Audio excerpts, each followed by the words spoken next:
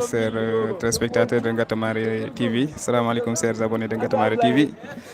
Salam alaikum, les amoureux du ballon rond. En calminama gorkale ni mom yettere mum en calmini dendagal be gandane mbaɗa suivre la chaîne Ngatamari TV garɗo ɗo pour wadde représenter ɓe gandaɓe mbaɗani dañde occasion wadde venir au niveau du stade 7B de Thiela pour suivre la rencontre qui doit opposer l'ASC Ngane à l'ASC Kahel Diara. Donc bandiraɓe comme no gowɗen waɗir ɗum ni kala saaha en gari wadde ɗo couvrir match o pour servir les téléspectateurs, les abonnés de Ngatamari TV. On calmina mun kala indi moɗum mbiye yo jettu place.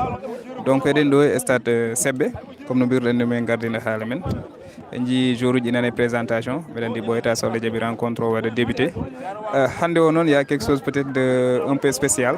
Eɗen gandi hande le maître du jeu n'est pas présent woni Thiam Samba Thiam. Donc actuellement omon jum woni ke foftade seeɗa parce que eɗen gandi déplacement ji c'est pas facile, c'est pas aussi très évident. Donc omon jum fofto hande eɗen eto lomtadimo ga na wawde men ko etade men. Donc eɗen mbiyamo ɗo wawi wonde foof ɓe mbaɗamo souhaité bon repos dominical ni wonno hande ko dimanche wiyata ko liggora ha quoi. Donc wona ɗum ko eɗen mbiyamo bisimilla moon. En calmini de passage président jaune de Gamaji Sare, en même temps président de l'ASC Thiela woni monsieur Yaroba. En calmini aussi dendagal abonné ji ganda à chaque fois le directeur waɗa lancé taw kaɓen daari kamɓe kala pour yidde wadde suivre wadde partager surtout wadde abonné. Donc on calminama noon foof inde mum e yettode mum. Donc voilà comme no jiruɗon ɗum ni actuellement jour uji nanne milieu de terrain pour wadde discuter aussi pour voir est-ce que les licences au rendez-vous hein? Donc en jii wonde public o fuɗɗima nadde seeɗa seeɗa de l'autre côté en coynima ambiance o nan ɗon seeɗa seeɗa ɗo e officiel o en mbawi wiide presque les représentants des différents ASC sont déjà présents. Eɗen mbawi wiide kadi wonde membre uji jaune aussi sont déjà présents officiel aji.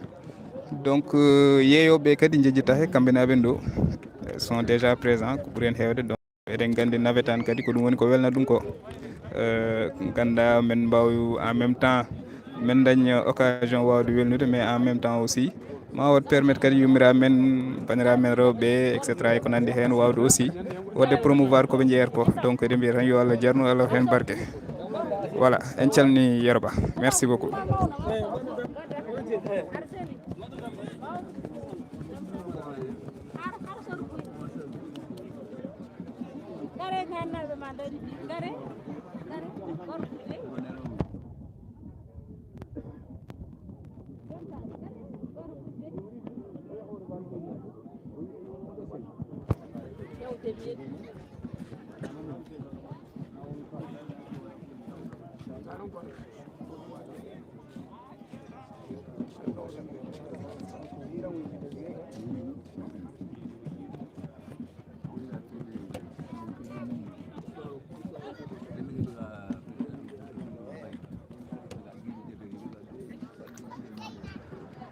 Donc merci qui sauf erreur de ma part ko ASC Kahel Diara kañumen ɓorni mayoji bleu blanc ji et de l'autre côté nous avons l'ASC Ngane vêtu en vert blanc. So taw mi juumani kay si j'ai pas fait erreur. Donc si j'ai fait erreur je crois que tel est le cas. Et ko ASC Ngane waɗi vêtu bleu blanc. Donc je crois que Ngane waɗi ɓorni bleu blanc et que Diara est vêtu en vert blanc parce que je crois que mi soyni jour goto Nganajo nan nder bleu blanc ji ndekete ko omo ɓorni vert blanc mais ndekete ko Nganajo hein? Donc je crois que kañum woni deuxième maillot mabɓe peut-être comme d'habitude kadi je crois que min sikki en gandi no wayanno tan à chaque fois nde darden ɗo e côté officiel aji eɗen gandi ummadaro woni heewi ja va et vient woni heewi ɗum tahi souvent aussi pour mbawen dañde gueɗɗe no jiiɗiren ɗum ce sera un peu difficile. Bien vrai que aussi à noter que eɗen jogui seeɗa place nagga yesso mais je n'ose pas me mettre devant les officiels là quoi parce que kadi komi yiɗa waɗede ko mi yotta ɗum goɗɗo. Donc c'est ça no président wini ce sont les Nganois qui sont vêtus en bleu blanc et ASC Diara Kahel kañumen ɓorni vert blanc kamɓe naɓen ɗo à côté waɗa échauffement pour wadde préparer match o. En tout cas on espère voir un bon rencontre eɗen ciftino bandiraɓe kadi kani je crois que ASC Ngane depuis début saison ha joni o jogori wonde premier match mabɓe mo ganduɗa eɗen jakori so Allah jaaɓi ma joof parce que Et Porindo joue des premiers matchs bannoɗo ɓe opposé si je ne me trompe pas avec l'AC Copé, mais malheureusement rencontre oɗon jofani. Je crois que ya ha premier mi-temps o gasi hawre ƴiwonde toɓo waɗi finalement rencontre o waɗa annulé, ce qui fait que Ngane depuis navetano fuɗɗi ha joni ɓe ngala match goto gassa badde officiel. Donc pour aujourd'hui peut-être on espère voir une belle rencontre aussi qui va se jouer du début à la fin.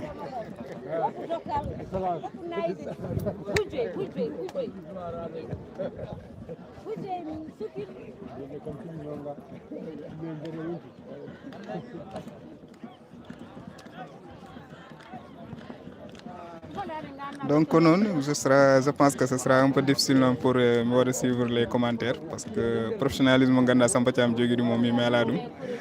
J'ai pas l'habitude, donc inchalni Mamadou Yarou Thily, donc je crois que on va me suivre. En tout cas, merci pour vos encouragements aussi. Inchalni Amadou Sy. Je crois que Yaro suit aussi SK, je crois que Amadou Sy Maroc am bata won non. Inchalni président, inchalni Papito, qui va les love. Baydi Ba, Ngane c'est blessé Ngana. Oui. Moi, je me remarque qu'il y avait Odo, jour pour le de équipe Ali.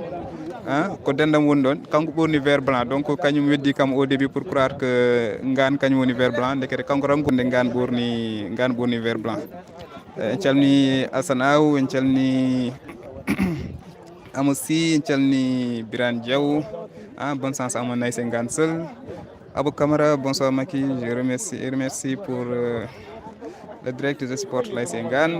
Salut AS Ngane, il est avec le directeur CED. C'est M. Ndiaye. Amadou Ndiaye. M. Ndiaye, Amadou Mignel, voilà. Ah, ok, M. Ndiaye, doyen, je comprends.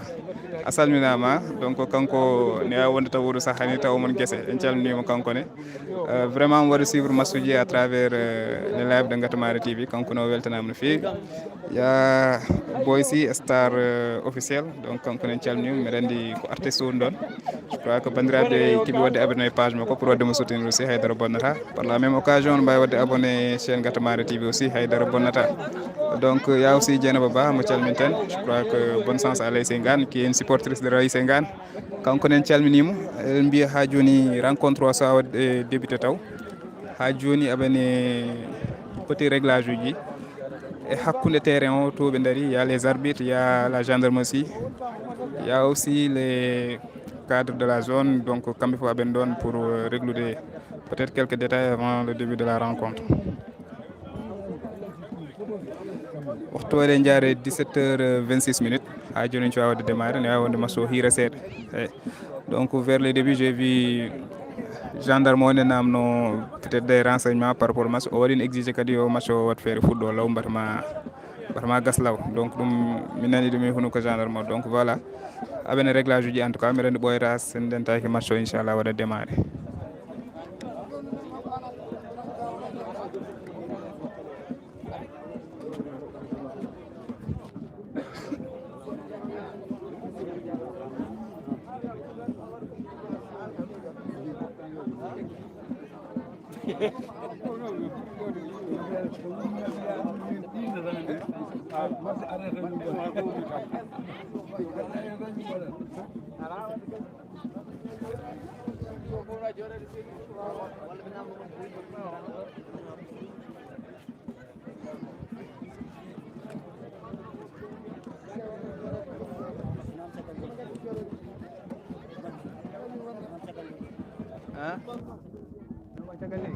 Bismillah Arnat.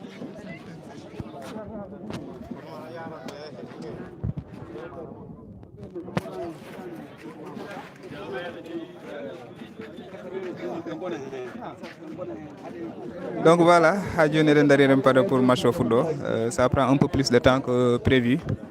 En jii wonde peut-être ma taw ɓe goni kay petit réglage uji eɗen mbaɗ mom présenté actuellement tribunal. En jii ya Sidi qui est là,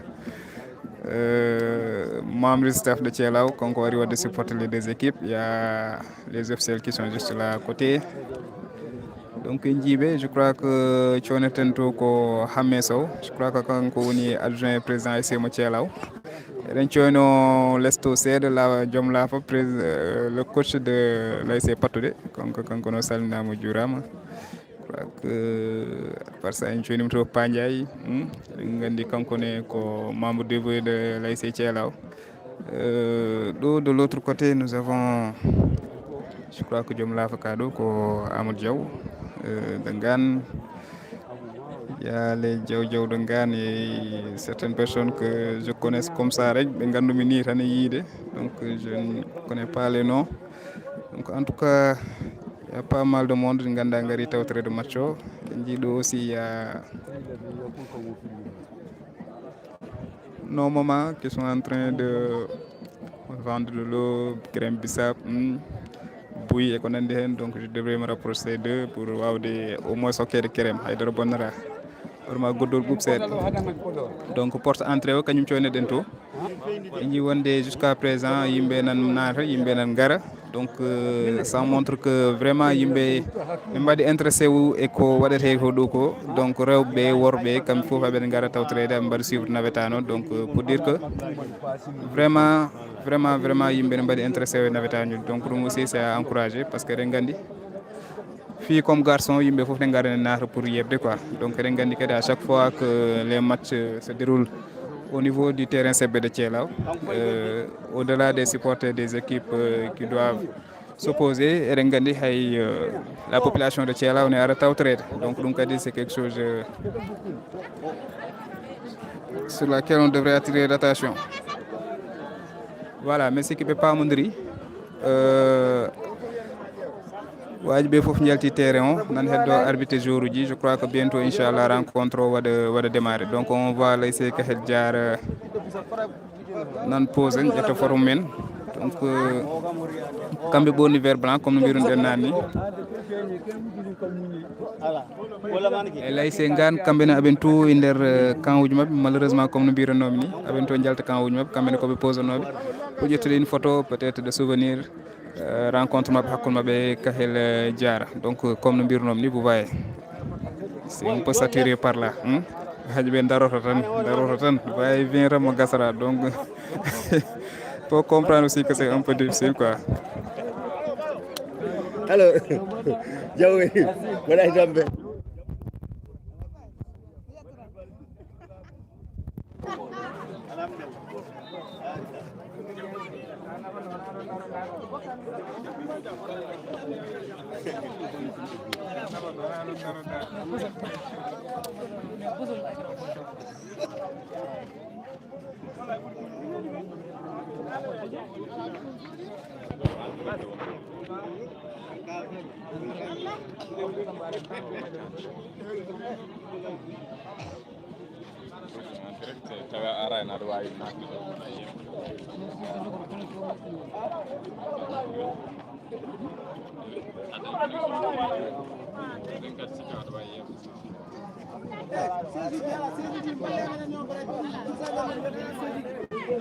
Amadou what wave mi sodanma 10 bouteille. Donc ko noon en calmini Abou Tunkara, en calmini Abou Camara autant pour moi, en calmini Kalidou Ba, en calmini Alsane Aw. Mais il faut demander le temps ko 40-40 hein, 40-40. Donc aujourd'hui on aura droit à 80 minutes de jeu, donc ko 40-40. Voilà, ASC Kahel Diar encouragé par ses supporters hein. onon gummintona wona minen mbaɗi mo onon min mbaɗa mona gas garon mbiyon umminami o pawɗon ɗum wona goɗɗe mbaɗi mo ƴeew fota wiyen ƴuufoɗo ono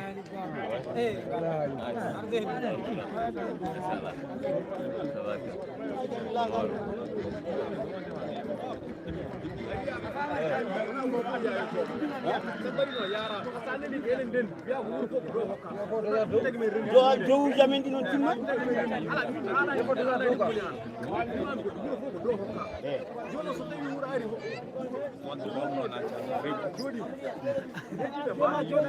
ala wona ɓuuro fof namde yimɓe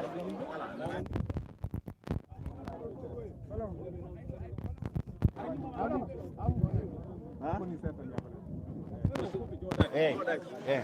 kono noon en jii Abdourahmane Gollo ko nan kasa pour installation officiel aji donc omon wadde goto je crois que arɓe yebde dow c'est un peu compliqué souvent homno kewren wiide arbitre hokkiri coup d'envoi entre ASC Ngane et ASC Kahel Diara ko ASC Ngane hokkiri coup d'envoi donc en puɗɗima c'est un peu difficile hein so wawi fuɗɗade probléme aji puɗɗima ɓuuron komi kewi désolé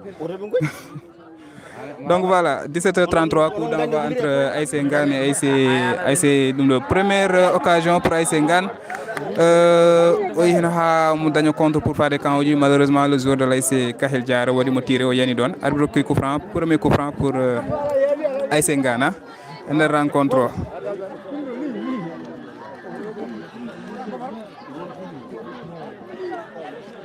Amadou Ndiaye très difficile même an wi ko ale fini amen kala ko nawetani weli très difficile même très difficile parce que souvent aɗan yimɓe kamɓe ɓe gondaka ɓe kalkitama gandiran koɓe gari donc c'est un peu difficile souvent ko noon tan yo Allah hokkumen jofnude ɗo jaam coup franc pour Ngane le numéro 6 qui s'apprête à faire un petit centre dans la surface de réparation joueur Kahel Diara waɗi intercepteur Ngane qui récupère le ballon au passé numéro 6 qui va essayer un autre centre. Malheureusement, à ras de terre intercepté par la défense de l'ASC Kahel Diara. Adjoni Balo, Kahel Diara récupère le ballon, passe loin devant. Malheureusement, Balo Dougui a été joué gardien de but. Voilà. Dégagement du gardien de Ngane, au passé à gauche avec le numéro 2. Donc, qui essaie de passer le ballon loin devant, intercepté par Kahel Diara. Joueur Ngane va récupérer le ballon, essaie de faire une profondeur pour son coéquipier. Omondon récupère la balle. Et malheureusement, on va dire déséquilibré au Yani. Ballon récupéré par l'ASC Kahel Diara. Donc, on a arbitre sifflé, peut-être qu'on touche.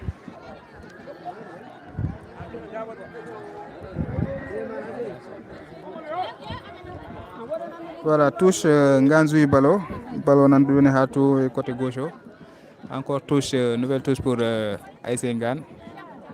Touche en arrière avec le numéro 6. Ballon récupéré par le numéro 11 qui tente un centre, intercepté par la défense de Kahel Diara. Toujours ballon nan doué côté camp ASC Kahel Diara et arbitre qui donne un coup franc pour Kahel Diara.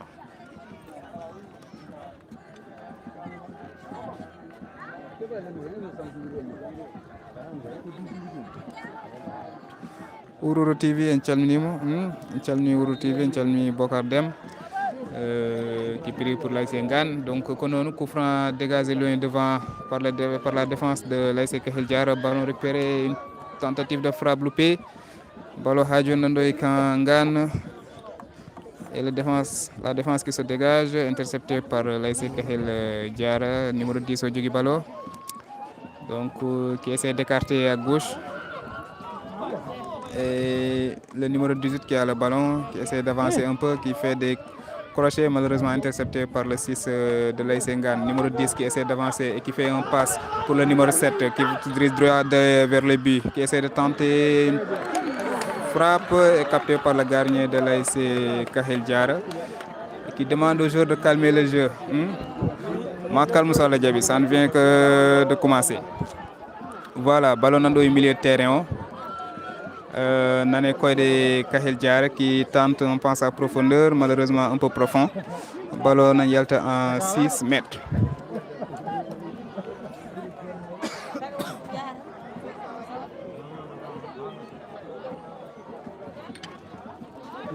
PDG, Siloma.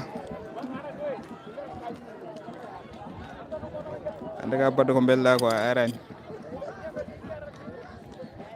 Dégagement pour l'ASC Ngane au milieu de terrain et ballon retourné par le joueur de l'ASC Ngane. Heureusement qu'il a attaqué Koyde attaquant, sinon ça allait faire un peu mal parce que l'on va estar au jeu. Dégagement encore à nouveau. Ballon au milieu de terrain.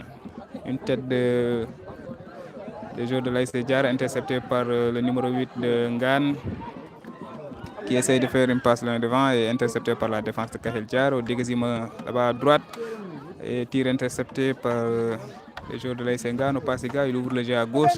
Le numéro 10 qui tente une passe en profondeur, interceptée par la défense et touche pour l'AS Ngane.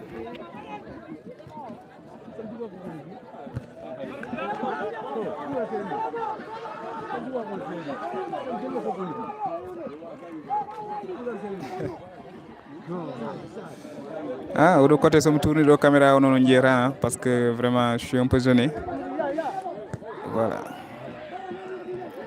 Ballon toujours pour l'AS Ngane qui tente une passe en profondeur. Le centre, intercepté par la défense de Kahel Diarra. Co-arbitre, oui. Je crois que l'arbitre siffle peut-être faute pour Kahel Diarra. La défense qui joue vite. Et l'arbitre, oui, au ballon retiré pour recentrer ça. Et je te souhaite bon direct, gars. Ajaram, merci quand même. Pour Ngara. Voilà. J'aurais essayé de un peu loin devant, intercepté par la défense de Ngane. Donc, Bekal Dani Hakoulma numéro 11 et numéro 7, Kahel Diarra. Une reprise.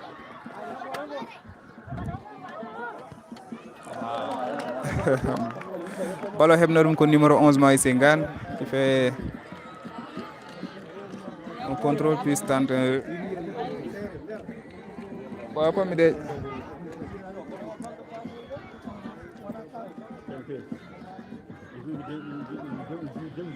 C'est maintenant pour pour essayer Kahel Diarra. Là, ils sont en de déplacer, vous allez me déplacer. Hein?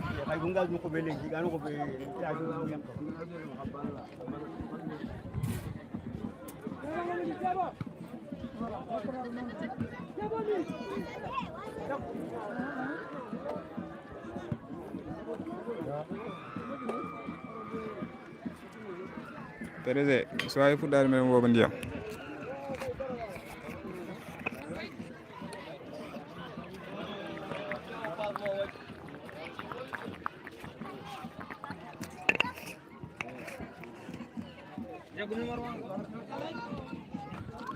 Ballon pour AS Kahel Diarra, intercepté par la défense Arti Kafiaz. Arbitre qui siffle une position d'Ojo. Ah, arbitre. Arbitre qui siffle une position d'Ojo. Et je crois que c'est peut-être à revoir, ce var non. Parce que ballon on intercepté comme défenseur, il y a des coéquipiers après retrait. Donc je crois qu'il n'y avait pas de position d'Ojo sur ça. Ojo Wondon. Voilà. Ngane qui joue, facile. Numéro 18 de l'AS Kahel Diarra qui essaie de s'avancer. Numéro 10, Djogui Ballon, mon héros de centre dans la boîte. Ballon dégagé, contré par la défense de Ngane.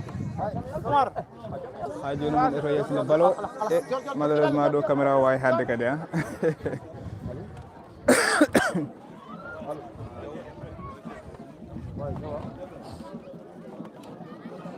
Je crois que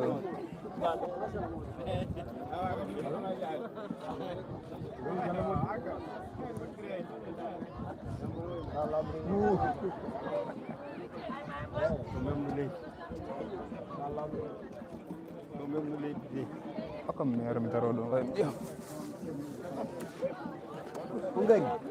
Jafo dona j'essaie de me déplacer. Jaramadi.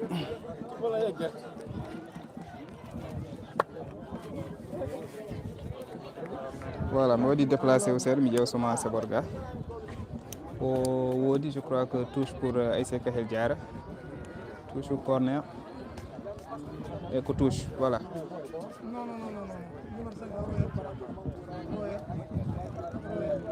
Un centre, ballon sur le pied du numéro 9 qui fait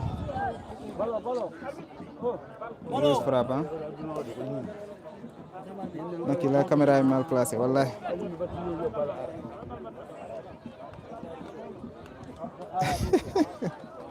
Là la caméra est mal placée, on peut m'attendre. Mais après règle demain.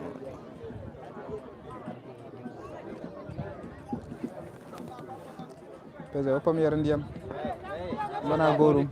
Donc ballon dans les pieds numéro 10 Ngane, récupéré par le joueur de l'ASC Kahel Diar et numéro 10 Wadi commettre faute. Arbitre qui faute coup franc pour l'ASC Kahel Diar et moitié de terrain Mab. Je crois qu'on manque pas au ballon pour voir de dégager loin devant, pour essayer de créer le danger. Voilà, une passe loin devant, interceptée par la défense de Ngane. Ballon dans les milieux de terrain, ballon récupéré par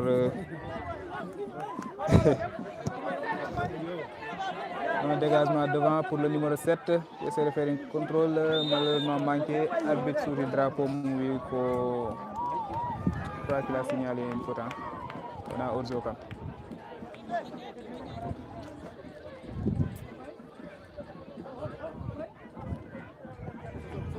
Passe loin devant sur le milieu de terrain. Numéro 18 de l'ASC Kahel Diar qui essaie de passer loin devant. Numéro 11, Wanama Ballon d'air. Donc numéro 11 qui essaie de tenter une passe en retrait, intercepté par la défense de Ngane et dégagement loin devant. Arbitre lui retour au jeu.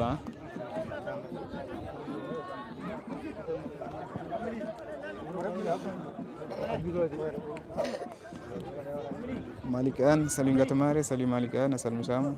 Tafa Ndiaye, Bokadem, Tchelna Monon Fofan.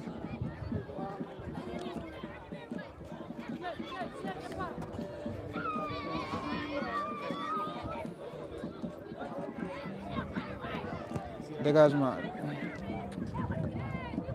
Ballon dans le milieu de terrain. Arbitre qui siffle une faute pour l'ASC Kahel Diar. Donc c'est fin de Bandra Bétan qu'au match opposé entre Kahel Diar et ASC Ngane. Je crois que au Djogor le premier match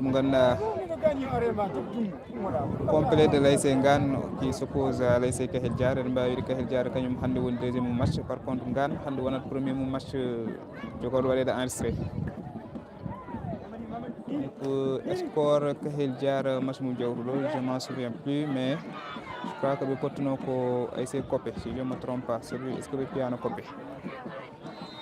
Donc, Hande a bien joué Ngane. Coup franc passé loin devant et intercepté par la défense de l'ASC Ngane. Et il y a des qualités de jeu. Il y a des qualités de jeu entre les deux formations. Vraiment, on voit du bon jeu. Pareil aussi pour l'ASC Kahel Diar. Vraiment, c'est plaisant quoi, parce qu'on trouve des qualités de jeu dans les deux ASC. Donc, ballon sur les pieds de l'ASC Kahel Diar qui passe loin devant. Qui tente une talonnade, interceptée par la défense et tire du numéro 6. Ballon repoussé par la défense de l'ASC Ngane. Numéro 11 et 17, number de bataille, malheureusement, touche pour l'ASC Ngane. On joue à terre. Donc, merci président pour l'information. Kahel Diar avait battu Porte de 1-0. Donc, il y a un comme le président Winnie. ASC Kahel Diar, quand nous allons battre 1-0 ASC Porte. Je crois que donc Kahel Diar, quand nous deuxième match, il y a déjà 3 points. Ngane, pour sa première fois, va essayer aussi de gagner ces 3 points. À la rencontre, on a eu le premier mi-temps. Si je ne me trompe pas, 13 minutes de jeu. Voilà, toujours 0 but partout entre les deux formations.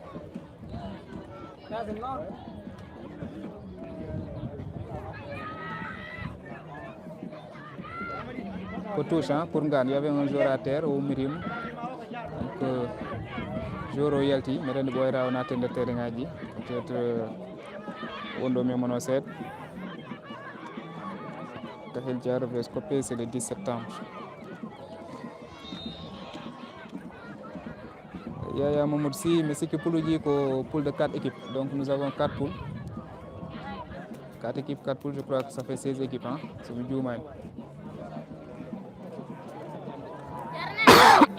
Il y a pas d'honneur.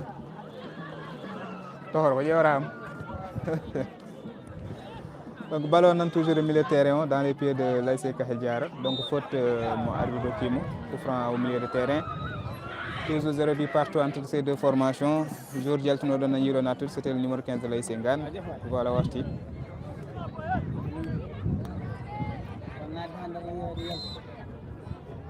Coup franc pour Kahel Diar qui va essayer de dégager loin devant. Ballon Wadame sur la surface, intercepté par la défense de l'ASC Ngane. Le joueur qui essaie de remonter le terrain, numéro 12 qui se retourne pour faire une passe au numéro 14. qui a mal contrôlé le ballon. Hein. Donc, des Majundri c'est les coins de mètre. Donc, voilà. Le numéro 6, 8 qui écarte le jeu. Donc, le numéro 6 qui tente, numéro 5 qui tente centre raté. Alors, il y a directement 6 mètres. Voilà. Il s'excuse. Hein. On dit qu'il y a des erreurs, des bonnes. Ça arrive souvent.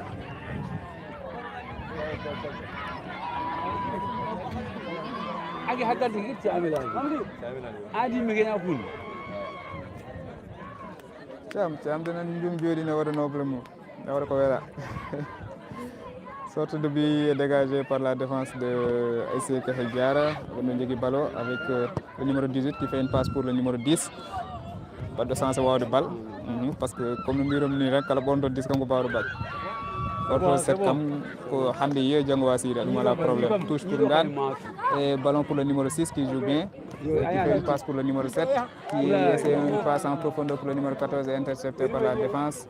Donc 6 ASC Kefel Diara dégage au milieu de terrain, ballon pour les joueurs de l'ASC Kefel Diara qui passe un peu devant et le numéro 11 qui fait une crochet en dehors. Donc voilà, toujours au monde du ballon et arbitre wi mo yo umma so ndiyani arbitre bi so arbitre wi mo yo ummu. Donc pour dire que c'était un peu léger coup franc wa arbitre. Donc dégagement de l'ASC Ngane en profondeur, numéro 10 wadi intercepté ballon et un magnifique tacle du joueur de la défense de l'ASC Kefel Diara numéro 4, donc en même temps le capitaine wadi tacle ballon yeltinduma simetan corner pour l'ASC Ngane. India Bandra Beran football machallah, il y a du qualité de jeu entre les deux formations.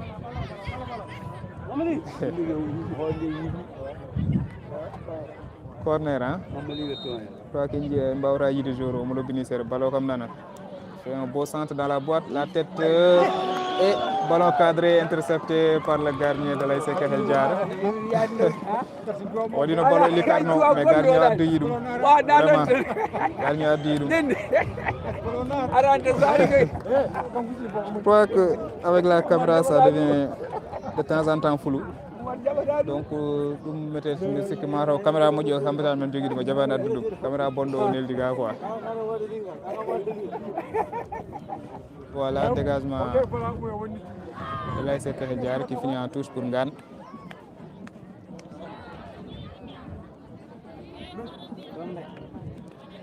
Le jeu se poursuit, Kefel Diara n'a pas ballon avec Diemo Montoudé.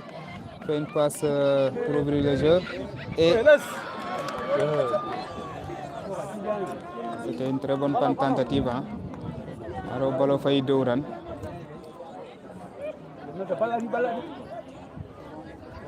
Quatrième arbitre. Hein.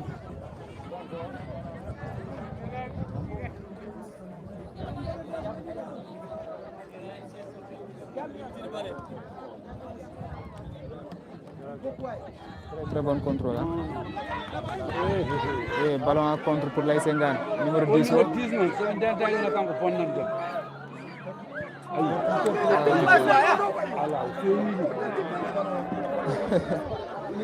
Numéro 10 on va tenter de rentrer à gauche pour essayer un tir. Mais malheureusement, ce n'est pas cadré. Abu Kamara, Boyan Nomali. Je crois que Mariam Longo a un Ketcham. C'est bien con, frère va gérer ça. Pourtant, c'est clair. Là, pour un Hamouri m'a fait extra sur ce terrain. Il devait y avoir du beau jeu. Vu l'état de la police, contrairement à Gamaï. Pourtant, Gamaï n'a pas de police. Gamaï n'a pas de police. Maro a police comme pour être décédé. La police comme pour être décédé, comme pour être jour. En tout cas, Gamaï n'a pas eu de sagar. Donc, le numéro 6 qui remonte avec le ballon. Et balle pour le numéro 10 qui reçoit de très bonnes balles. Mais malheureusement, on va commettre pour des milieux de terrain.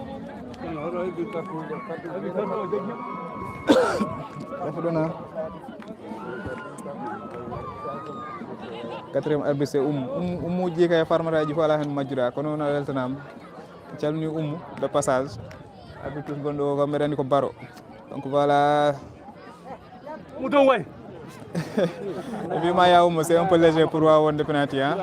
Donc on passe en profondeur pour le numéro 10 on récupère le ballon qui essaie une crochet malheureusement Yahani donc wawi ɓe mbi numéro 10 o ko jaggal bal ko mi heewi yo yawr yawtinde passe uji. Voilà, toujours ballon dans les pieds de l'ASC Kahel Diara au milieu de terrain avec le capitaine numéro 4 qui fait une passe loin devant, le numéro 11 qui récupère la balle. J'ai mis passe numéro 3 Wadi intercepte le ballon. Je crois que ça va sortir en touche pour l'ASC Kahel Diara. Ah, si c'est clair, tant qu'il y a alhamdoulilah, ko ɗum ko yiɗano ko quoi. Yo wat clair kay. Voilà, quatrième arbitre kanko woni ɗo quoi, Baro. Président. Rende arbitre aji de. Umuji tan kay wonko menda. Umuji mayra maji.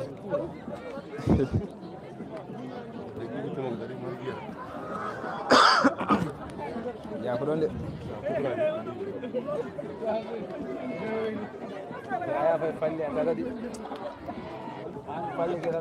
Il y a un coup franc pour l'ASC Kahel Diara. Coup franc bien important. Surtout il y a un centre Tigri.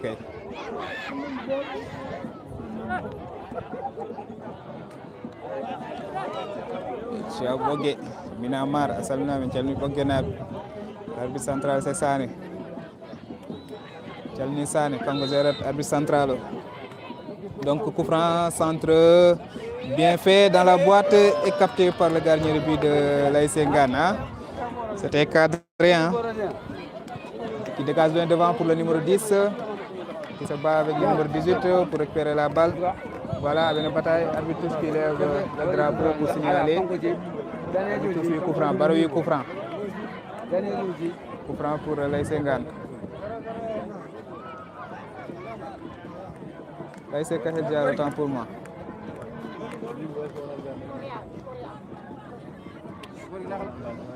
Numéro 6 qui dégage bien devant. Hop, ballon récupéré par le numéro 11 qui finit en touche.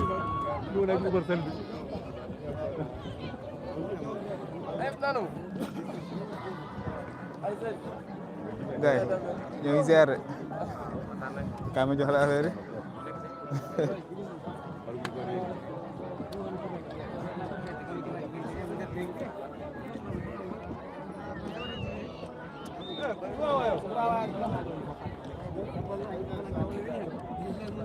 Coup franc pour Ngane.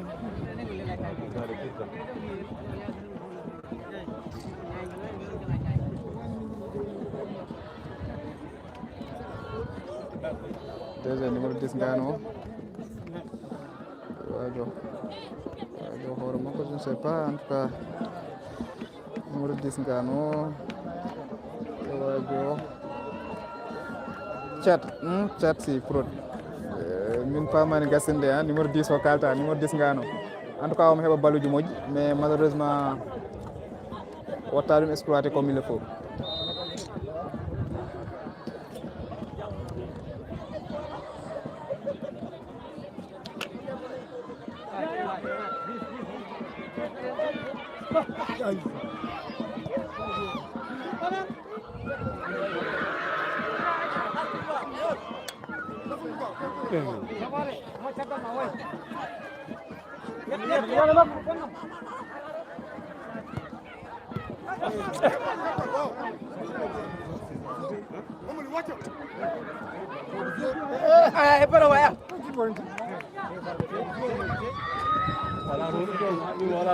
Bandiraɓe jeu woni weeli, ballon daraki nan tourne de gauche à droite, ce qui dit que caméra walla sago mo heew va et vient.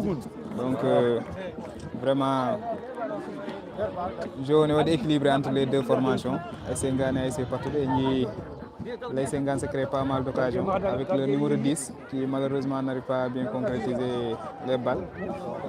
Et ASC Kahel Diara aussi so heeɓi ballon ne jeema wadde créé danger, surtout soɓe dañi coup franc ji ɗi ganduɗa woɗɗani kangano, donc ko hunde nde ganduɗa kadi ne welna jeu no feewi. Donc ballon nan tourne de gauche à droite. Pour l'instant on va suivre une touche de l'ASC Ngane woɗɗani poto corner mo ASC Kahel Diara. Donc c'est vite joué avec le numéro 11 qui fait une décalée pour le numéro 6 qui tente de centrer et contrer. Ballon va finir en 6 mètres.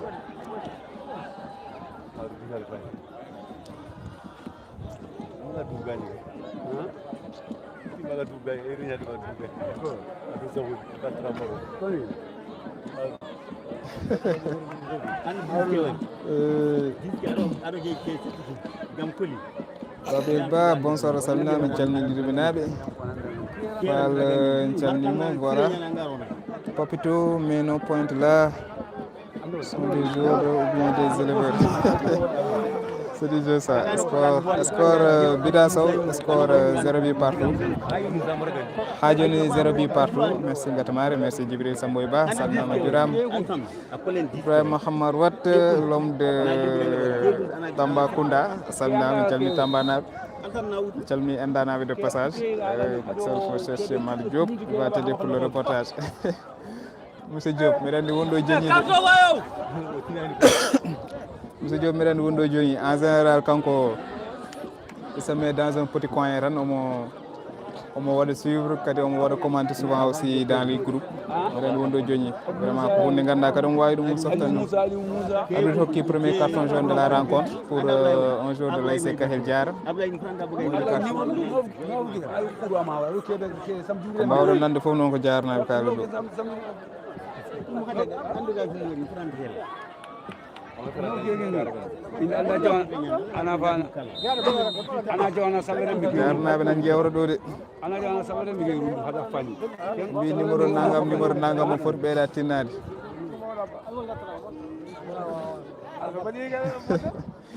Elle est de 26 minutes de jeu. 26 minutes de jeu, toujours 0 but partout entre les verts et bleus.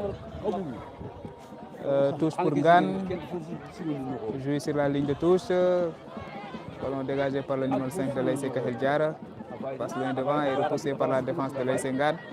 Numéro 2 qui essaie de trouver son partenaire devant, le numéro 11 qui fait un contrôle, qui essaie de faire une passe très bien jouée. Et malheureusement la passe est interceptée. Ballon sur les pieds de l'ASC Kahel Diara. Le jeu se développe avec le milieu de terrain qui passe un peu devant et intercepté par l'axe de l'ASC Ngane, le numéro 3.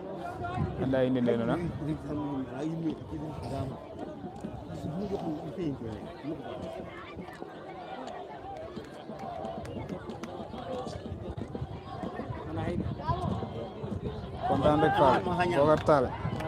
Konon, on monte terrain en même temps, on monte live. Je crois que... Oh,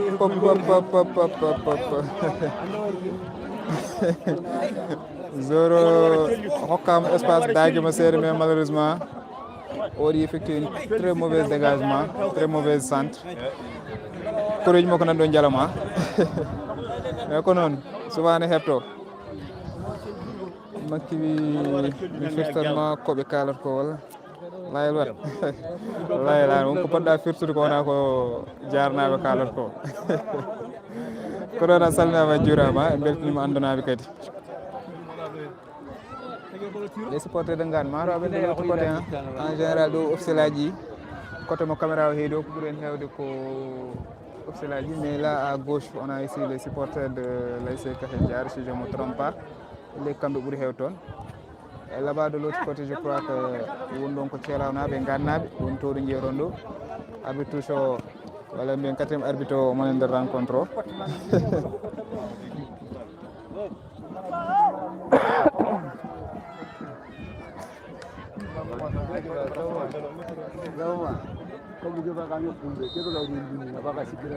Coup franc pour Kahel Diara, dégagé loin devant. Ballon tête de la défense de l'ASC Ngane, ballon dans les militaires avec le numéro 10 qui tente une passe loin devant. Récupéré par le numéro 11 qui fait un petit crochet et essaie de passer en profondeur, malheureusement passe au Modiane. Ballon à tête de Zori Kahel Diara, passe numéro 11 qui essaie de passer devant. Les joueurs se battent en milieu de terrain, récupéré par le milieu de Ngane. Numéro 11 Djigi Ballon, on est avancé. Cherche ses partenaires, développe le jeu avec le numéro 14. Mon partenaire commentant passe devant, mais malheureusement on va me contrer et ça va sortir en corner. Malik Anne, c'est ça, c'est ça. Voilà, je crois que quand je joue entre Mobile et Lidoué, rencontre qui s'est soldée par 1 but à 0 en faveur de l'ASC Sabol. Malik Anne, on félicité de passage. calminima beltanima aussi gatomare rek gatomare aussi vous est là pour vous on calminama beltanama Aïssata Watt merci beaucoup à vous aussi corner mal joué ballon récupéré par l'ASC Kakhel Diar et une mauvaise passe aussi qui s'ensuit ballon toujours qui va sortir en touche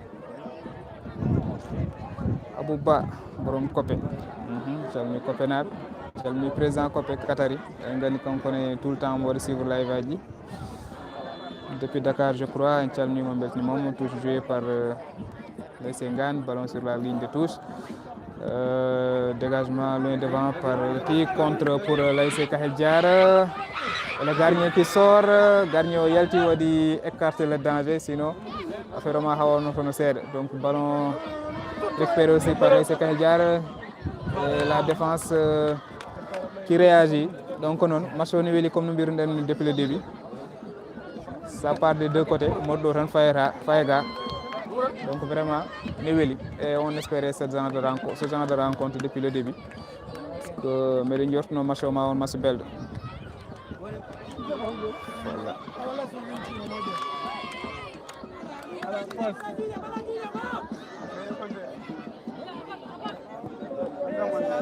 dégagement de gardien de but Ngane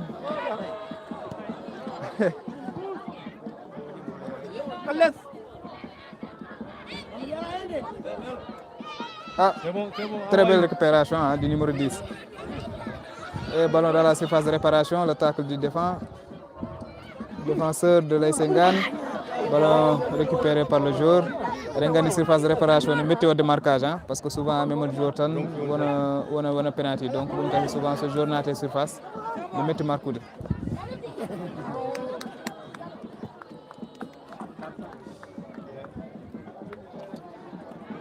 le jeu qui se poursuit dans les pieds du numéro 9 de l'ASC Kakhel Diar qui bataille avec la défense de l'ASC Ngane on va le replier en arrière et arbitre qui signale touche pour Ngane.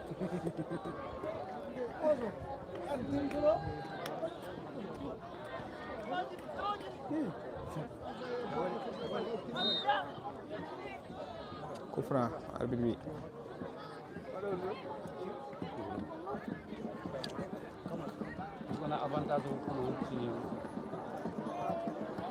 Ururo masoni welde. Masoni welde, c'est worde. Vraiment masoni welde. Masu welani weli de. Kalzo aw salminama jurama Lay Ba santam. Papito notre gardien machallah. Ah, les concentrés de mon rencontre de comme pour le moment. Gandano do yes coup franc centré loin devant. Et la défense qui se dégage.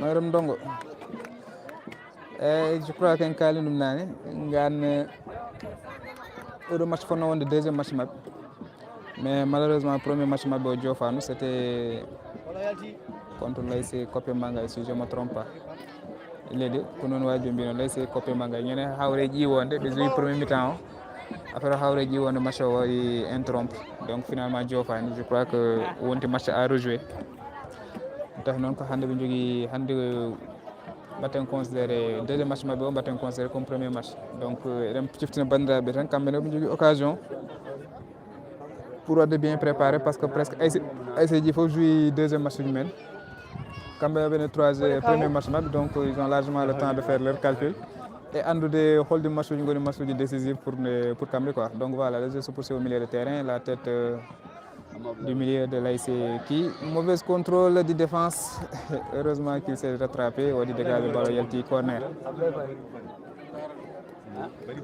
Moussa Mbaye salminama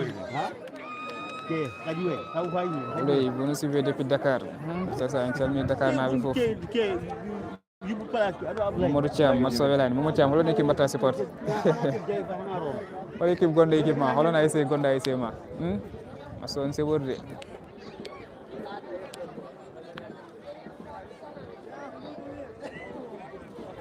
corner pour ASC Kakhel Diar len gitan ko jiit isu ko fer tan dilale anwar blay wali mukatan jiidiya tahiya supporter yi Kaxe Jarmi bi uuri bi uuri coup franc arbitre bi coup franc je crois que attaquant woni obstruction et défense o omon leli ala kambe kay nadi be gula ala wadan waddi jonni waddi jonge ala waddi kinde mum ko jonne non ma jonge hay makki jonne yani wala maro joni fuɗɗi jagude confiance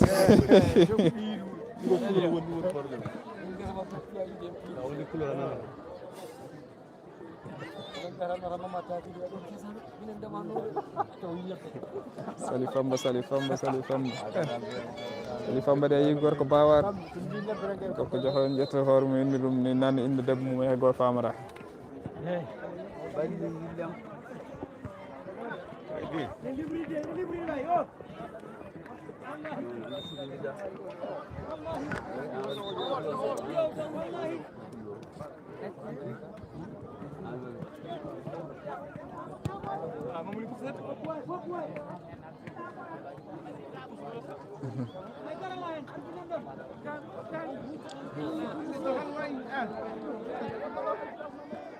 Papito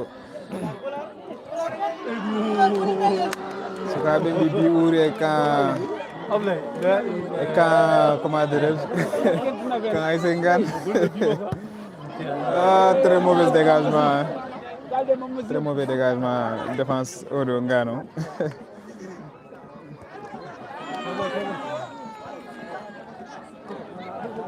plus pour Ngana numéro 7 il faut mbara ses ma ngam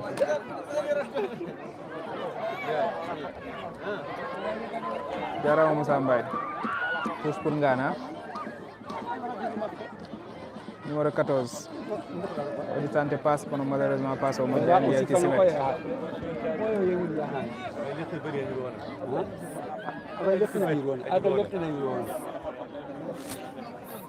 amani le amana wala ajamanya balbal yo angi kamana ginna kamay tandromo ka lekkina hanan tahay jarnam nan jewrede som famno demgal mabbe ngal kam mo wadonno reporter seede mi anda demgal ngal no wiyetede bon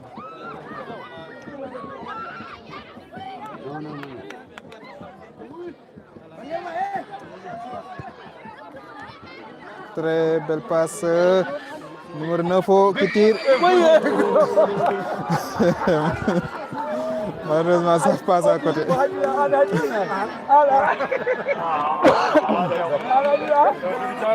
mawɓe Kaxel naɓe ɗon ɓe wi hega yo wi hego yo so bon kam yadata eyyi ko noon Mamadou Moussa Wele a salmitama Fama Ndiaye bonsoir la famille ɓe en retard bisimilla j'espère que jaam joguinoma balik alors ngeen di gëm ko lan dal alors ngeen di gëm ko lan ko jararo ro place da ku barke ñew fermen ay nande Oumar Sall jour à terre jour Aïssa Ngane goto nan leli aɓen nodde l'équipe médicale o dogo nadde classeur makko ha o ko yo hakkili sa yo hakkilam bona Mamoudou en yo hakkili kono en yo hakkili angara ha do bagama leppina sa bone ni bamma ngay nafata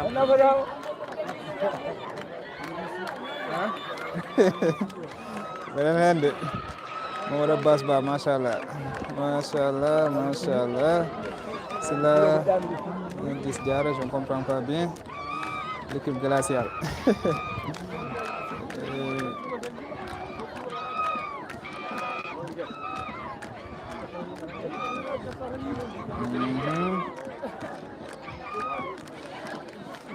joueur Ngane goto nan à terre je crois que ko gagne du set mon leydi pour le moment en ganda mbate wawi wadde continuer rencontre ou pas en tout cas ummirima arbitre o nan wiyami yo yaltu Bawol warte ligne de touche o pour wawde nadde voilà toujours 0 but partout sikki quatrième arbitre o na waɗa mouvement ji maro wonke wadde signalé temps o waɗi signalé temps o arbitre o maro arbitre o kañum en prépare pour le coup de temps additionnel joué 40 minutes de jeu et jii e nder tableau presque 2 minutes de temps additionnel qui vont être annoncés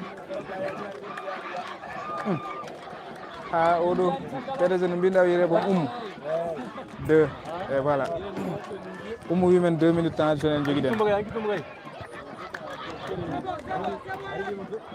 et un contre pour l'AS Ngane malheureusement soit wadde bien placé o tan o waɗi décalé ballon mal contrôlé par le numéro 11 ballon récupéré par l'AS Kahel Diaro puis par l'AS Ngane numéro 10 qui essaie de faire un contrôle raté Passido qui écarte le jeu et intercepté par la défense de Kahel Diaro ballon au milieu de terrain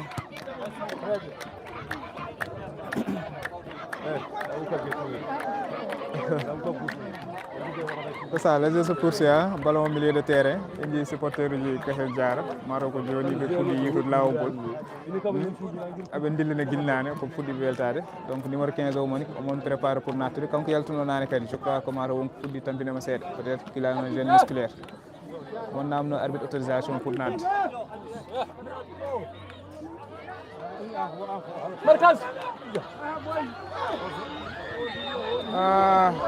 numéro 11 quand on est dans un match il faut se concentrer c'était un très bon décalage mais malheureusement numéro 11 o way comme no moɗano concentré walla pour dire que maro ko banno découragé seeɗa par ce que passe o leeli finalement nde passe o arande kañum e moƴƴude fof hawri comme wone position o voilà malheureusement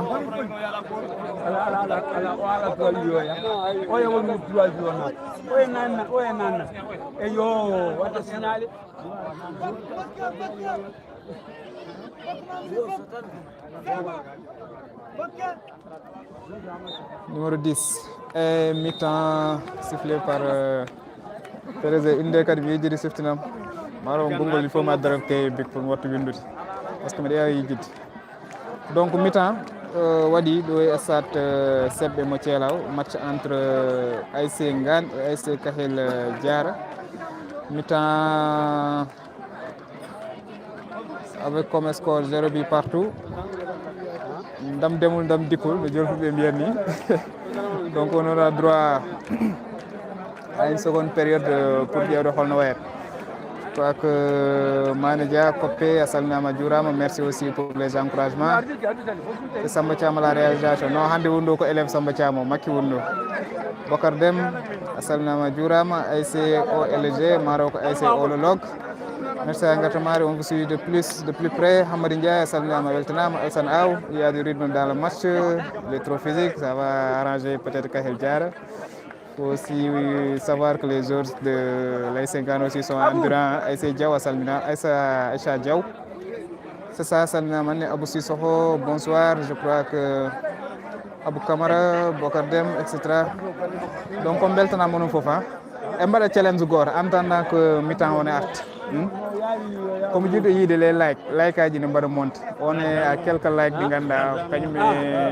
Le nombre de téléspectateurs ene woɗɗodiri seeɗa donc voilà kala mo ganduɗa so wana wadde appuyé pouce o tan yo waɗ appuyé pouce o waɗa like donc challenge oɗo mbatten lancé avant deuxième période ne waɗa reprendre pour like aji mbawa ngabbude par ce que eɗen gandi c'est le seul moyen mo ganduɗa min jogui ɗen ɓe mbawden wadde soutenir chaîne o donc on se débat pour essayer de faire le maximum ha mbawen arande mon ga wawde mon wadde servir donc le minimum qu'on attend de vous c'est de pouvoir partager les directs, de pouvoir liker les directs et de vous abonner si ce n'est pas encore fait. Donc, il mi-temps. Voilà, je vais déplacer la caméra. Je vais aller à la rencontre des joueurs, si possible, les capitaines. Et pas capitaines, les coachs. Allah ndino holgonde coach. Salam alaikum. Or coach woni. holton jom la fo mblewa caméra bi laay daw voilà ASC Kahel Diar kamɓe goni to ASC Ngane ça va frère nagam tranquille boy no cool ça va alhamdulillah coach Ngane o mon tottire des instructions eɗen ƴeewa mbaɗa men dañ coach baɗɗo libre parce que c'est pas évident que coach ne waɗa libre sah e mi-temps je parce que c'est le moment de donner des instructions c'est le moment de faire des changements voilà pour wawde wadde préparer wawde wadde entamer deuxième mi-temps comme il le faut parce que certainement ne wawi wadde des failles lors de la première mi-temps ɗum tahi noon deuxième mi-temps pendant la mi-temps a wawata hebde coach uji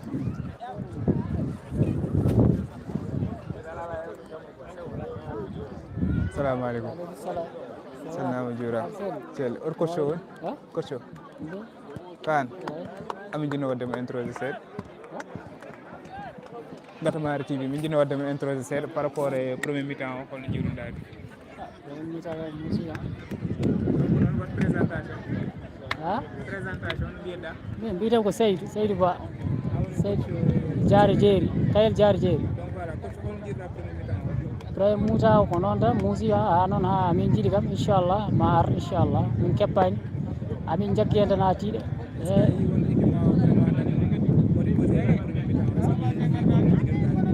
ɓe jouyi ɓe géri affaire o ka ha woni normal ɓe géri kay ɓe géri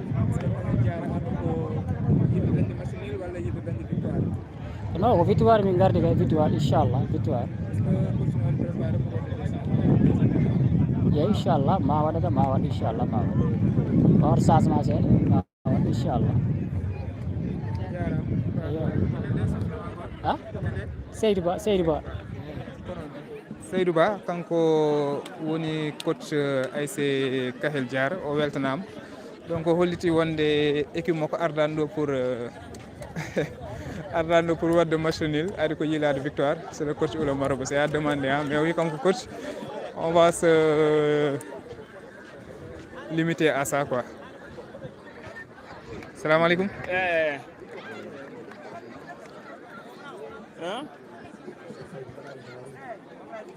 Il n'y a pas de long discours. Montrez votre talent, Papito. Discours que Hedja quand même. Il faut motiver les joueurs. Coach.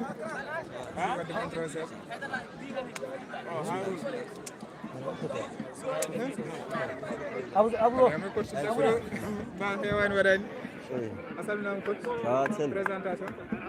Amadou Habib Dem coach Ngane.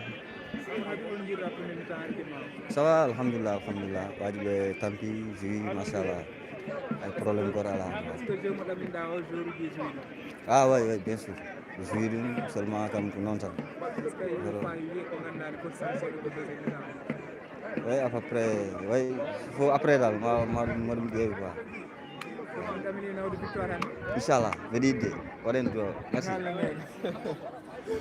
Donc jarama en ñi coach uji ASC Djiddi nama demandé pambare ko coach wala ko Marobo wonno comme namniru coach kollambe donc coach uji gon don quoi retoñi kam voilà en ji gardien o kanko no mondo wada échanger avec son avec son équipe donc peut-être pour donner des directives aussi parce que dans le match il y a des gens qui sont dans le live qui disent que welani wala dum mais match o weli vraiment et aussi il y a des qualités de jeu dans les deux formations et pas dit il faut se jaggi bal adi wonde il y a des qualités de jeu quoi non bul ma daw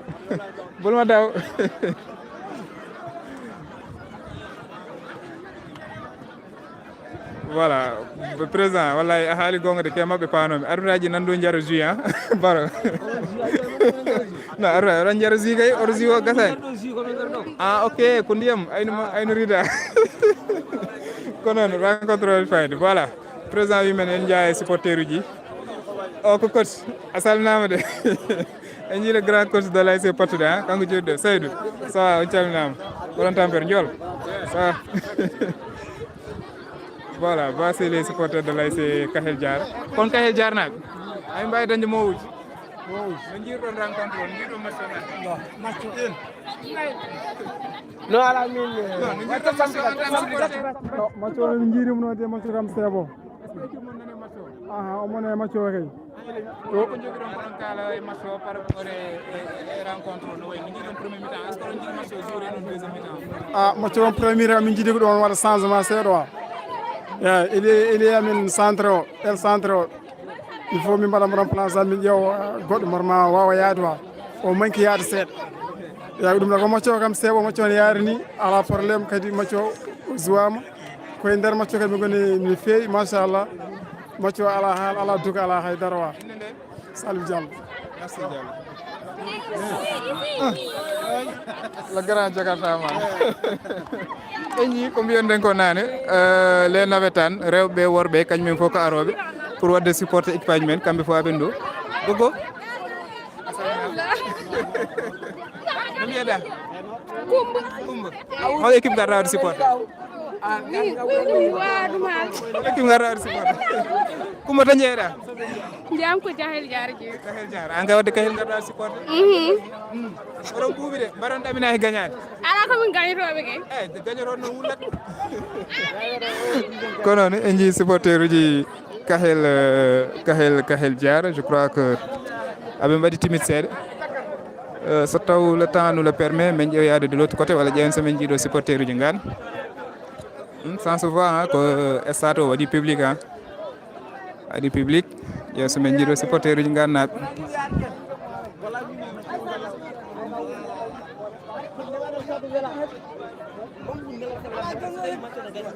probléme am fof noon komi anda komi anda yimɓe argan ar hollam supporter uji gannaɓe ɗo goni ɗum woni ko mbiyatnomi ko mbimon jour cuune o neni ganna fof nan ɓorni bleu blanc an gara ɓorna mayo kahel jarnaɓe an dani hel poɗɗa darade donc voilà o ko balde woni ɗon oto gannaɓe goni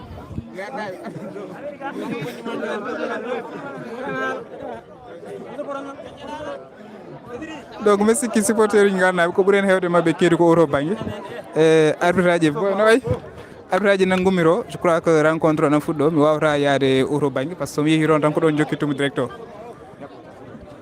makki leur fille ne connaisse pas ça ko radio ɓe gandi non même pas o retoñ papito gannaɓe mi yiyata ɗo ɓe ɗon allah andi holtomi majji sikkum maro kamɓe goni oto banggue mais malheureusement mi sikki ko ɓuranmi wawde soynade toon koko ceelawnaɓe e wassa noon tawaɓen ɗon je vais voir so taw mbiɗa wawi moylude mi yaha toon mi ara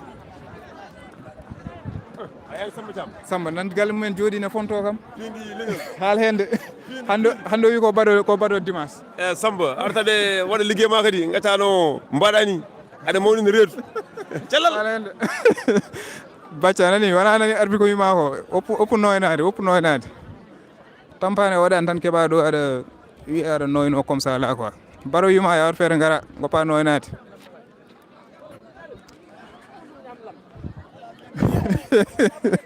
noy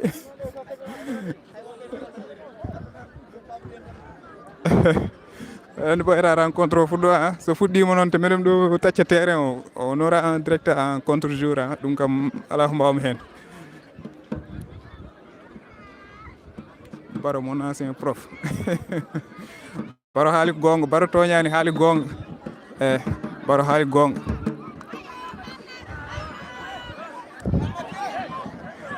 meɗanara supporter uji mi sikki ɗo supporter uji gonguire gonga ɗi goni quoi assalamu aleykum oto supporter uji gannaɓe goni oui ko noon ngan a juurama min Alsane ngan o premier mi-temps wuuli ngan ɗesi ittude balɗe moon eyyi ɗum kay min ɗamini ɗum tagati ko wonat inchallah so Allah lamɗo jaaɓi eyyi mi anda kono kam min fiyoɓe tan score mo mi anda ɗum gaddiri supporter uji ça se voit papito amin ƴeewa mbaɗa rew moon ɓene mbawi haalde gannaɓe on calminama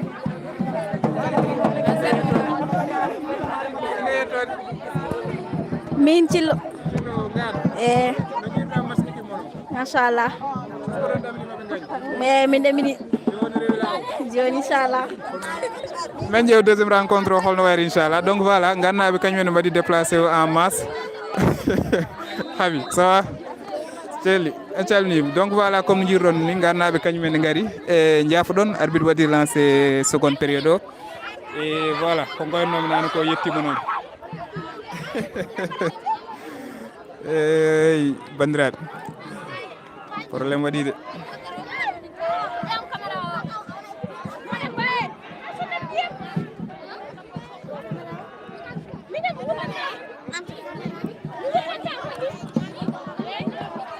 probléme waɗi de eɗen ɗo oga banggue terrain o dégagement de but de l'ASC Ngane ballon nanɗo e milieu terrain o et contre pour l'ASC Ngane numéro 7 o qui essaie de tirer et malheureusement ballon gardien o capti ɗum voilà mi sikki affaire o so tawani sewori seeɗa tan kalon par ce que je suis à contre jour Allah addi kam ɗo e supporter uji Nganaɓe ha match o fuɗɗirimo pour mi wittoto weeɓata donc je suis obligé de terminer la rencontre de ce côté là côté mo Samba Thiam ɓuuri yidde o noon quoi par ce que eɗen gandi holko woni ɗo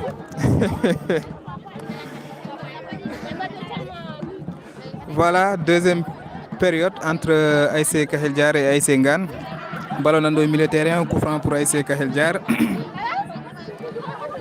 coup franc et milieu de terrain pour ASC Kahel Diar bandiraɓe comme no mbirnomi ɗum ni ce sera un peu délicat par rapport e position mo joguiɗen aduna o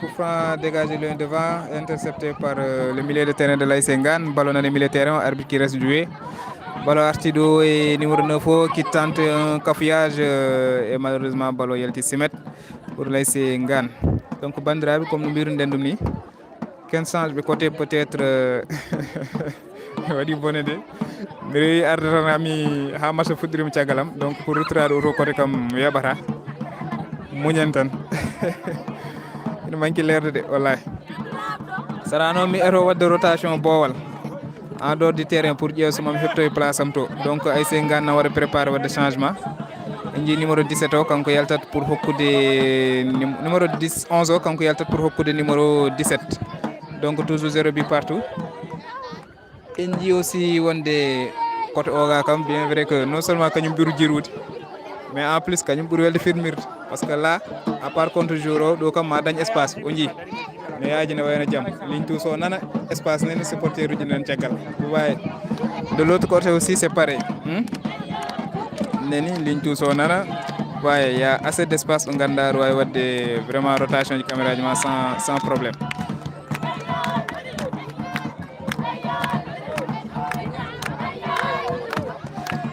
montaga ndongo ko contre jour gonɗen tan ɗum tan ɗum saabi ɗum contre jour gonɗen tan ko ɗum saabi caméra o ɗeɓi wadini seeɗa par ce que sa ƴeewi somi suurimo seeɗa nangue nana voilà kañum tahat affaire o nibbidde waɗa fulo on puɗɗi ko saabi ɗum kadi ko en chance côté gonnoɗen ko euro côté en garno ɗo wadde interroger supporter uji tan malheureusement rencontre o waɗi débuté caggal men e si nécessaire mbeɗa wawi ƴettude caméra am wone dagade en dañata vue moƴƴo noon le temps que mbeɗa waɗa rejoindre place am moƴƴo mo gonnomi o voilà coup franc pour Ngane non loin du milieu de terrain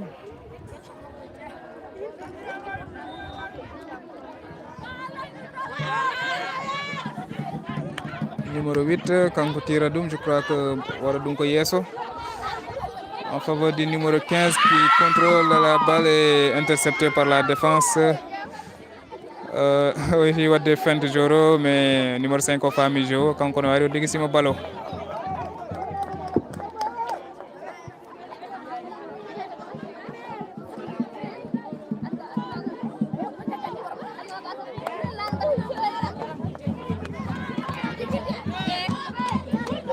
touche pour Ngane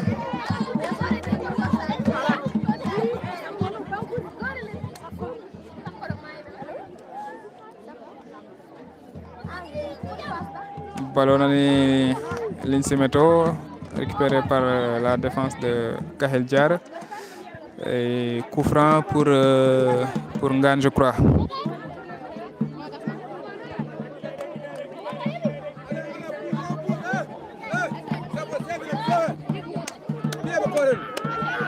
jaajëf Abraham ziar.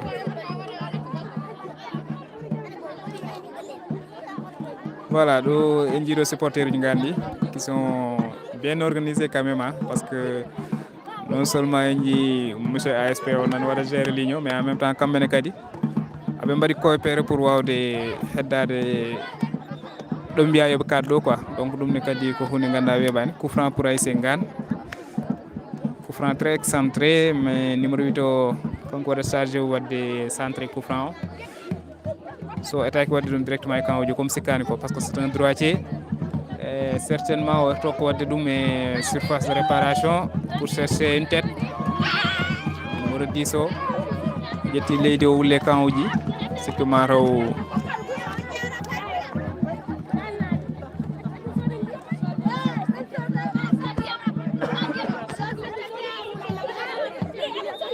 voilà arbitre hokkima autorisation yo tir o mon waɗa procédé étude coup franc o voilà centre malheureusement hey, malheureusement balo jaɓani vraiment oɗo coup franc ɗo cikkono mom ɗo yeehi ɗo no woɗɗodiri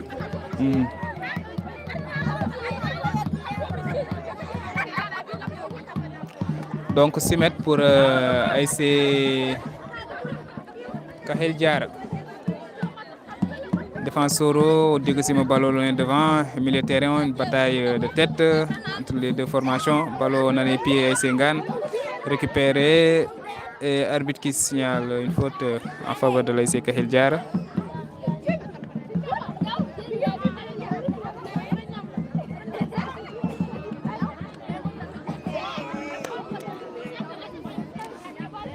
Et la deuxième période entre ASC Kahel Diara et ASC Ngane. Score toujours 0 but partout. Joni Boyan ko rencontre va débuter deuxième mi-temps. Certainement il est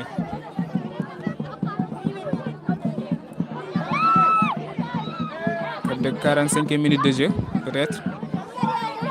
Mais toujours 0 but partout entre ces deux formations. Ngane en bleu-blanc et ASC Kahel Diara en vert-blanc. Changement qui se prépare pour ASC, je crois que ASC Kahel Diara, le numéro 6 qui va céder sa place au numéro 8 de l'ASC Kahel Diara. Bon, ko 9, arbitre ko beññoro guedde, ko numéro 9 o yaltat hokko numéro 8 o. Donc maro ko bitoro woni nad. On sait jamais. En tout cas 0 but partout ha joni. Ngane mi sikki soit de changement to. Mais c'est quand soit de changement. Je crois que Kahel Diara quand il y a deux changements, si je ne me trompe pas. Donc voilà, numéro 8 on a Johnny à la place du numéro 9. Le jeu se poursuit à droite. Djogui Baloko ASC Kahel Diara qui effectue un centre, tête du jour et la balle qui passe juste à côté. Hein? Il a manqué le cadre de peu.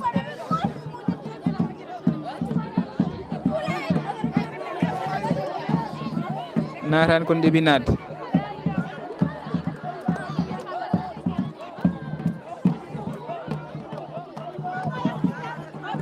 dégagement ballon au milieu de terrain dans les pieds de l'ASC Ngane qui se dégage loin devant balle sortie en touche par la défense de ASC Kahel Diara touche pour Ngane toujours 0 but partout. Numéro 18 qui décale pour le numéro, je ne sais pas, qui fait des feintes et essaie de centrer, malheureusement contré par la défense et corner pour ASC Ngane. Bandrab. Mountakar Ndongo.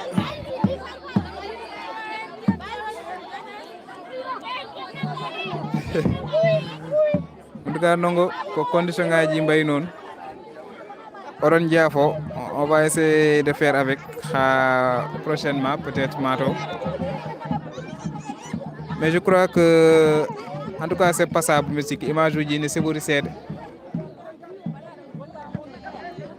Compte jour au Tansabidou, mais le tour du terrain actuellement, il y a un problème pour gérer pendant peut-être 2 à 3 minutes de la rencontre. Parce que les gars du terrain pour tourner de Webra.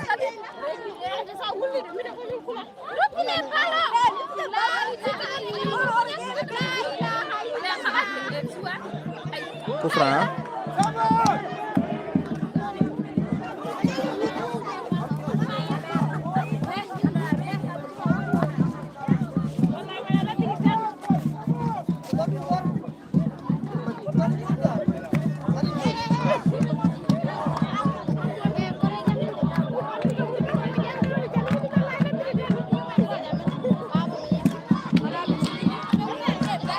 Numéro 3 à terre, donc monsieur ko jour ASC Koppe wadi mo logi mo gagne mo seede o mon même to koyde mais je crois que on va jokkid voilà. Merci Mané Dia Koppe en tout cas ko dum won ko yilte quoi wadde mon servir image uji lire et souvent eɗen gandi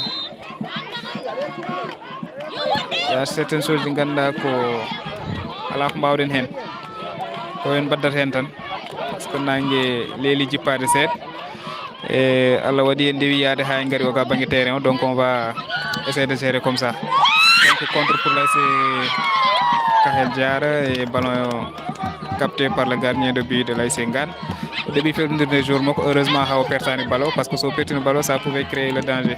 Le dégagement loin devant avec le numéro 10 de l'ASC Ngane, ballon récupéré par le numéro 11 qui va essayer de s'avancer avec le ballon. Donc au crochet et défense Kahel Diara va comprendre le jeu et va intercepter le ballon. Donc voilà, touche pour Ngane.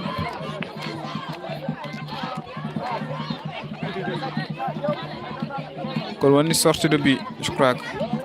Se mettre pour ASC Kahel Diara. Dégagement loin devant. Numéro 12, Yaourni Ballon. Contrôlé par le numéro 11. Malheureusement, le numéro 12, Kahel Diara. Une vilaine faute. ASC Diao score 0-0 à Jonia.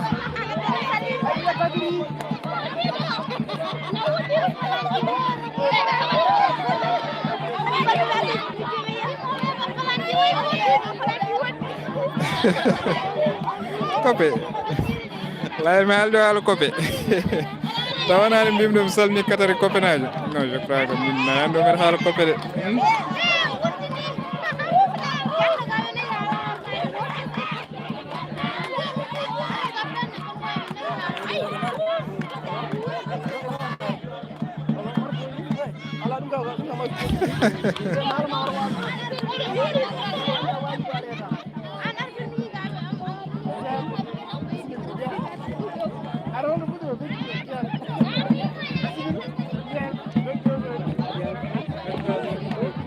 c'est un carton ɗum kam ko arbitre waɗa décidé en mbawde ko wadde apprécié mais kam ko arbitre waɗa décidé quoi donc au centre loin devant wadde monsieur Passo la tête de la défense de Kahel Diara. Ballon dégagé par le numéro 12 de l'ASC Ngane. Mi haala leer kam haɗa wiiri mi haali ɗo haala Koppe kam. 6 mètres pour ASC Kahel Diara. Mamadou Moussa Wele ka jumɗo mbiɗa ASC Koppe.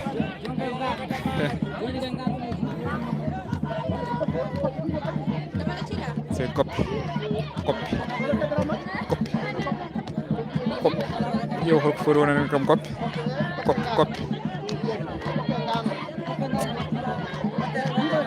Non haydara na kam Koppe layel mataw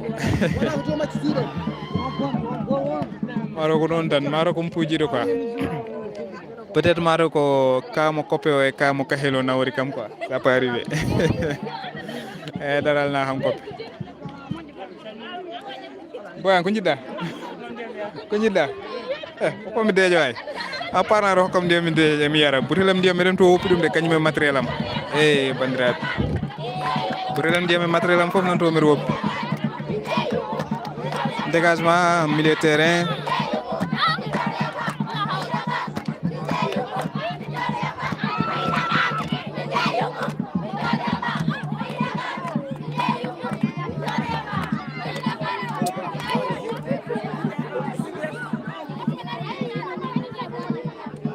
ala Pedri wannan ni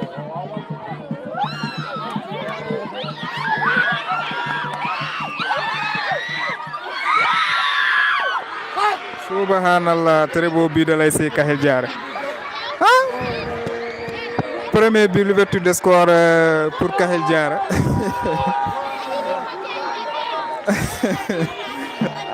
En tout cas, Djoumre entre copains d'Oum Paden Noum Serre. Kahel Diarra va ouvrir le score. Un très beau but, hein? Marqué par l'ASC Kahel Diarra. Il va suivre le développement de jeu. Ha fente mo wadi do surface de réparation, très beau but. Wadi cadre bio ballonati. Donc voilà, Kahel Diarra qui ouvre le score. 1-0. La ilaha illallah. Ah, Kahel Diarra naɓe ɓuftini supporter uji gannaɓe 1-0 pour Kahel Diarra. But marqué par, je crois, le numéro 18. Le numéro, je vois, oui, numéro 18 Kahel Diarra, quand on marque bio. 1-0 en faveur de l'ASC Kahel Diarra. Ballon Wadama centré. Et le mari avance encore, profondeur.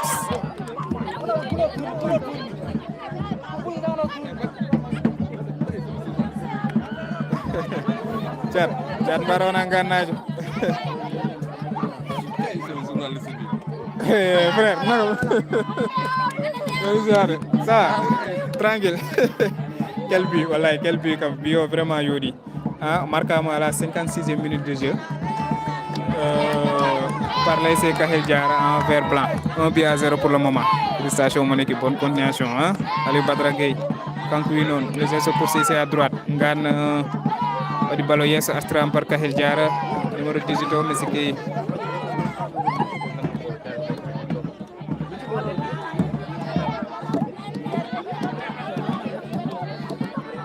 Kahel Diarra naɓe li ɓe jiiti damal.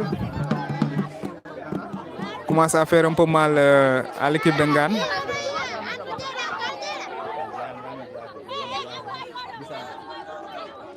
Kahel Diarra naɓe jiiti damal. Donc je crois qu'il commence à maîtriser le match.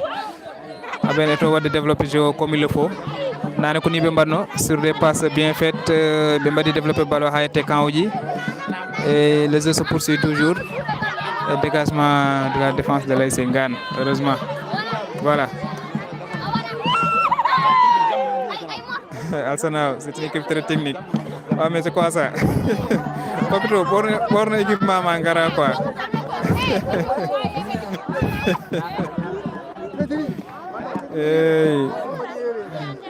Chaque jour, nous avons des fois, nous avons des masses négatives. Vraiment, il y a des vidéos de mon gars marqué par l'ASC Kahel Diarra. Attention, boy, Reno. Touche, hein?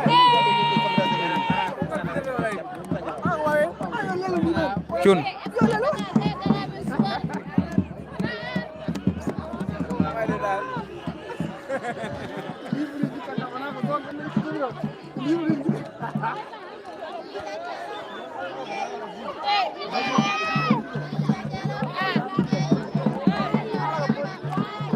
Corner pour ASC Kahel Diarra.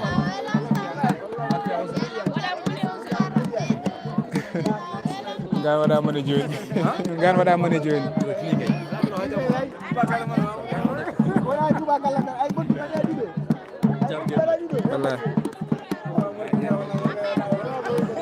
Corner pour ASC Kahel Diarra. Joueur pour le tir de corner au mana. Voilà, il s'apprête à tirer. Du ballon est boiteau. Garnier qui sort et qui récupère la balle. C'est ça, Hajouri Mandjal Garnier. Et bien sûr, le numéro 10 il a fait un très beau passe, le Garnier. Et numéro 10 qui égalise. Ah, le Garnier, on cogne comme Indiano. Quel but. Le Garnier, comme Indiano. Le numéro 10 on bien porté au milieu de terrain, au dégagé de ballon. Vraiment, on a des contre-attaques de la l'une des caméras. Voilà. C'est un très beau passe de Garnier de but. Numéro 10, on a des contre-attaques, il y a des ballons. On marque but au campagne. Sur une frappe croisée. Donc, un but partout entre ASC Ngan et ASC Kahel Diarra.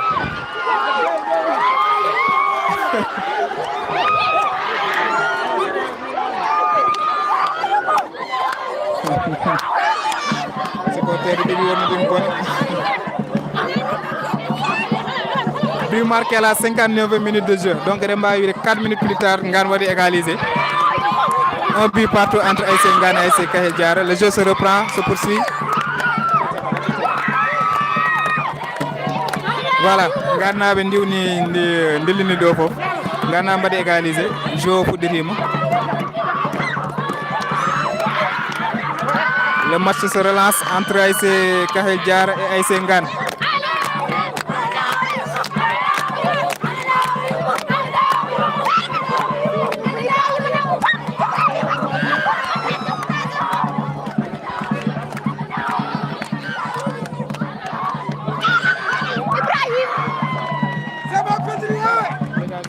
Par la défense de Ngane. Supporter uji Ngane abi ko laawi ɓe puɗɗima jurin puɗɗima wulnude ɗo.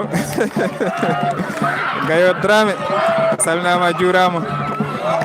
En calmini colɗi ɗi. Mawɗo fedde en calmini colɗi ɗi. Donc noonu contre de l'ASC qui est monsieur qui arbitre ko coup franc. Jo foti attude ga. Donc non, en beltini Gayo Dramé, nous sommes au champ et nous suivons les matchs directs. Mention spéciale à vous aussi on jarama parce que son gonando ren jeba kadi welata. Voilà, coup franc pour ASC arbitre ko arté coup franc pour ASC Kahel Diara, coup franc bien portant pourtant. Donc enji Nganabe be calima deje voilà. Hein? Donc ni Nganabe yon deje. Puddima jirwinde. Voilà. En tout cas, ASP Djinamba Demba pour contenir. Coup franc pour ASC Kahel Diara, numéro 5 qui se charge de mettre la balle dans la boîte. Tête de la défense. Et la ilaha illallah. Kafia Zebi Wade Sifaso. Heureusement que le ballon va dans le cadre. Ça passe juste à côté. Hassan, il reste 2 buts, c'est promis. En tout cas, Massoso a gazé et donné 60. Je vais vérifier le chrono. Nganabe de ngaddir ko moy lol. Nganabe de ngaddir ko moy lol. Joueur à terre. Et dans les 62e minute de jeu entre ASC Ngane et ASC Kahel Diara, un but partout. Ndam demul ndam dikul. ASC Kahel Diara a dit marque de 56e minute de jeu. 4 minutes plus tard, ASC Ngane va égaliser. Voilà. Toujours un but partout. Dégagement sorti de but pour ASC Ngane, loin devant avec le numéro 10, intercepté par la défense de Kahel Diara qui ouvre le jeu ici à gauche. Numéro 18, on va contrôler le ballon. Et je crois qu'il va récupérer la balle et récupéré par l'ASC Ngane. Numéro 12 qui récupère la balle, qui essaie d'avancer avec. Et tente une passe de pied. Récupéré par la défense de l'ASC Kahel Diara. Dégagement loin devant. Mauvaise interception de la défense de Ngane. Le 1-2 entre la défense, entre l'attaque et tir manqué. Heureusement, Habalo Wadani cadré, mais gardien aurait eu ballon Hassisi quand même. Donc voilà.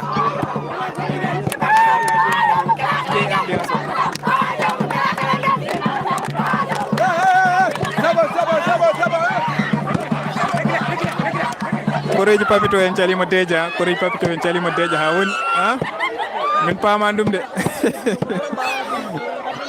En tout cas gannaɓe jirwini ha ɓe calima deje ha woni en tout cas. Voilà, le jeu se poursuit au milieu de terrain. Ballon nane koyɗe ASC Kahel Diara qui part en contre. Aɓe mbaɗa avancé ballon ha joni nanɗo e moitié de terrain ASC Ngane. Et ɓe mbaɗi récupéré ballon qui part en contre. Numéro 18 qui ouvre pour le numéro 10, pas de position d'Orjo. Numéro 10 waɗi contrôlé, malheureusement arbitre arté coup franc mo ganduɗa dañanomo ɗo numéro 10 o et qui s'apprête à sortir un carton.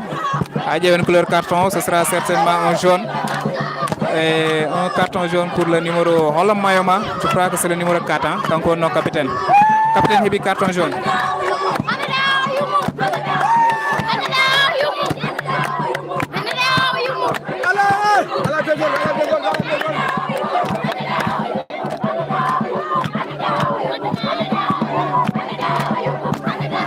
Konon Mamadou Daoud Deme a weltanama a salminama. Donc voilà, on essaie de faire du mieux.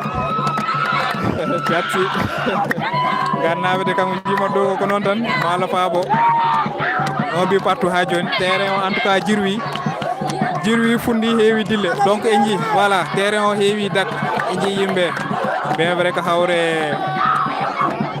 saaha mo miruji tellina donc numéro 6 qui s'apprête à centrer. Très bon centre dans la boîte, une tête de la défense de Cueille interceptée par le numéro 12 et qui manque sa frappe qui passe juste à côté. 0-1 but partout Hadjoni. On est content, 100% Ghana. Kono son beltima ramin beltima, le match a bien son rythme. Hamadi Ndiaye kono na Vietnam. Toujours un but partout. 65e minute de jeu entre les deux formations. Papito ara halde kroij madi mbaɗe yo wulde min ɓuuri famde ko eko haalirno ko gilnane mbeɗa andi Gayo Dramé no cohli ɗiɗo gulade toon to guese ɗo par ce que ɗum ne nafaɓe kamɓe huwoɓeɓe gannaɓe de maraw ɓalliɗi gulɗi pour une première maraw guila championnat o fuɗɗi hande ɓe jogori dañde match jofɗo match mabɓe premier match mabɓe jii ko toɓa dartino ɗum malheureusement gasani certainement match à rejouer ko noon dégagement dem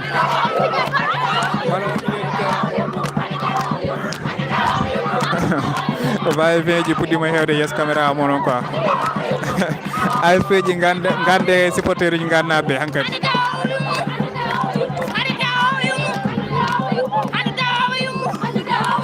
onon kam ɗum tan mbawɗon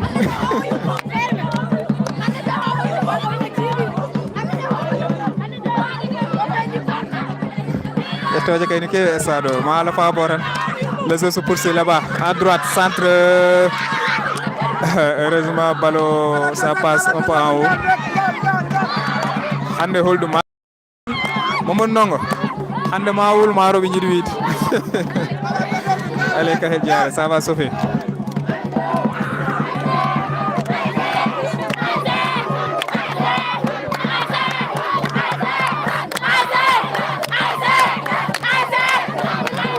ala problème mas garo zone ko ngesa ma ro mbaɗama colɗi ebbu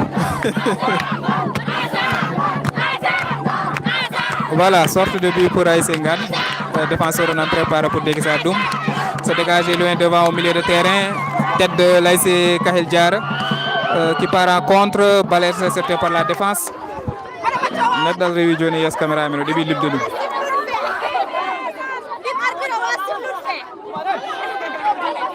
gabbe caggal jafuɗo gabbe ni caggal seeɗa jafuɗo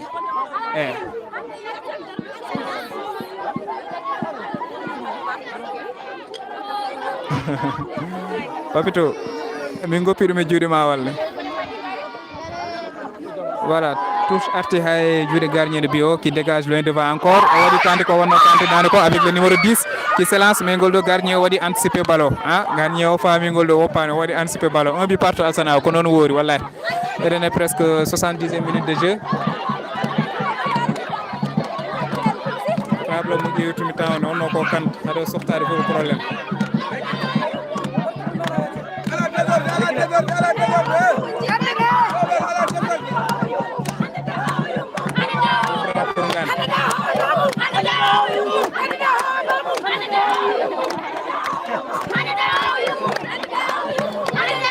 presque dans 70e minute de jeu. On dit parti à deux.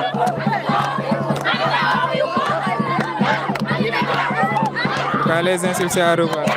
Nandondal en tout cas. Pour le moment, Ben dégagement loin devant.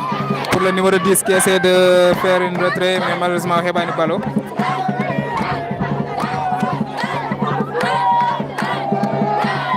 Un peu partout. 6 mètres pour ASC Kahel Diaré.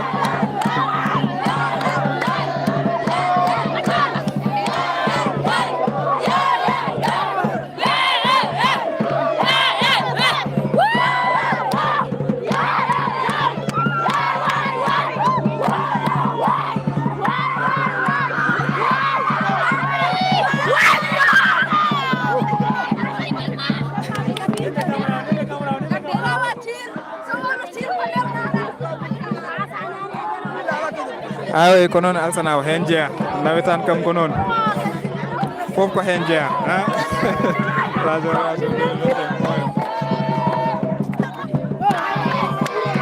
nawetan kam alsan ko noon tan hen jeeya pour une première fois sax mi men nana ko wayni ko mais so wonno njum kam meɗen ni ko ɗum woni jaram ɗam ɗum woni tufam no ballon nan waɗe remonté dans les camps dans les buts de l'ASC Ngane Kafouaz jogori wadde et deuxième but marqué par l'ASC Kahel Diara ko bi arbitre wi ko bi malheureusement Kafouaz rewi wadde ha ballon naati 2 buts à 1 pour l'ASC Kahel Diara malheureusement défense o voilà sont découragés Kafouaz rewi wadde ha ballon naati joueur ñi Ngane nan leli et les supporters de l'ASC Kahel Diara qui supportent là-bas. Donc voilà, ils vont chambrer les supporters de l'ASC Ngane en leur demandant de se calmer. Tout d'un coup, au boupti, hein. Guédé des boupti. Guédé des boupti, tout d'un coup, 2 buts à 1. Ah, en tout cas, average indeci. Papito. Mesiki ko jiɗɗa haalde ko so gannaɓe garti bi o haali ɗum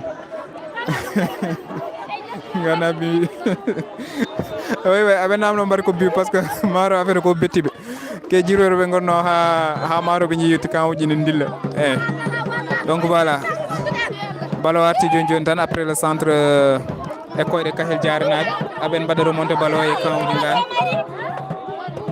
voilà gannaɓe maaro hankkadi kuuli ko dilli ko ɓe mbi 3e ari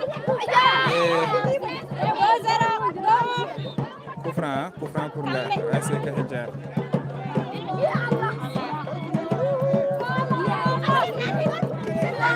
Deuxième but on en a que 70 minutes de jeu. On est 2 buts à 1 pour l'ASC Kahel Diara. Coup franc, le dégagé le devant intercepté par la défense.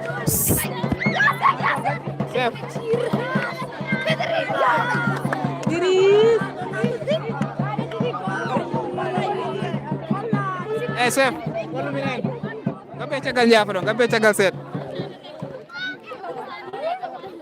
min kay depuis le début de la rencontre mi haalni moon ko match belɗo woni ɗo par ce que y a du jeu dans les deux équipes ɗum mi haalni ɗum gila début rencontre o mi haalni Samba Thiam mi wimo match belɗo ni weeɓi andude ni weeɓi faw heɓtinde.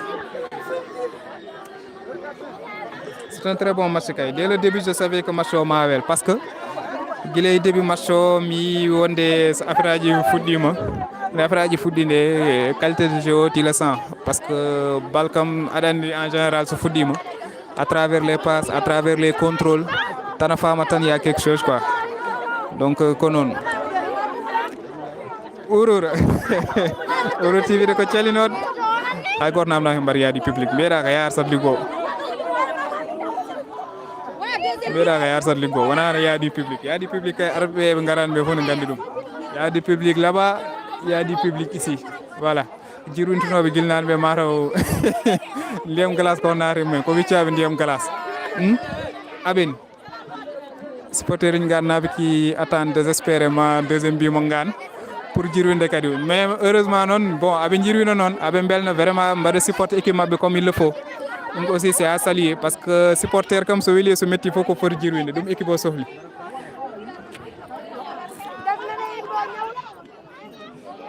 Aminata Sy, on a confiance en notre équipe. On peut gagner. Nous ne sommes pas là pour insulter, mais pour remporter la victoire. Anne Badara, Aliou, ko henjia go fofene jirunirtu. Go fofene wadi tout soutenir l'équipe mum. Je crois que hibi plaisir et yebde match quand même. Regardez, c'est un bon match. Non, a njum kam haala mum haala ko njum kam eɗen gandi ko woni ɗon ko njum kam eɗen gandi ko tufam noppi tigi rigi woni ɗon ɗum ala ko wawa hen tufam noppi tigi rigi woni ɗon njum sa so équipe ma waɗi mené so waɗama mené foof ko ɗam ɗon tan jarata ɗum kam ala ko mbawɗa hen voilà jeu en daññiɗo arrêt de jeu juutino seeɗa je crois que jour o ummitima coup franc pour ASC Kahel Diara o waɗi dégagé lowe devant acca donc ari hay juuɗe gardien o capté ballon o mon weddo ittere dow maro yiiɗi wadde koko wanno nane ko déguisade loin devant pour le numéro 10 et Voilà, comme l'accoutumée, ballon ari hay numéro 10 mais la défense est vigilant. Donc voilà, au déguisement qu'on connaît. Numéro 3 qui récupère, qui fait une remontée de balle.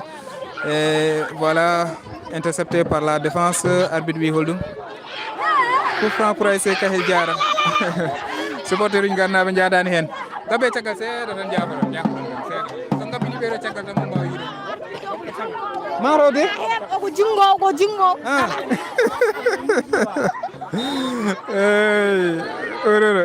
Au match, mon frère, au match au niveau de cité.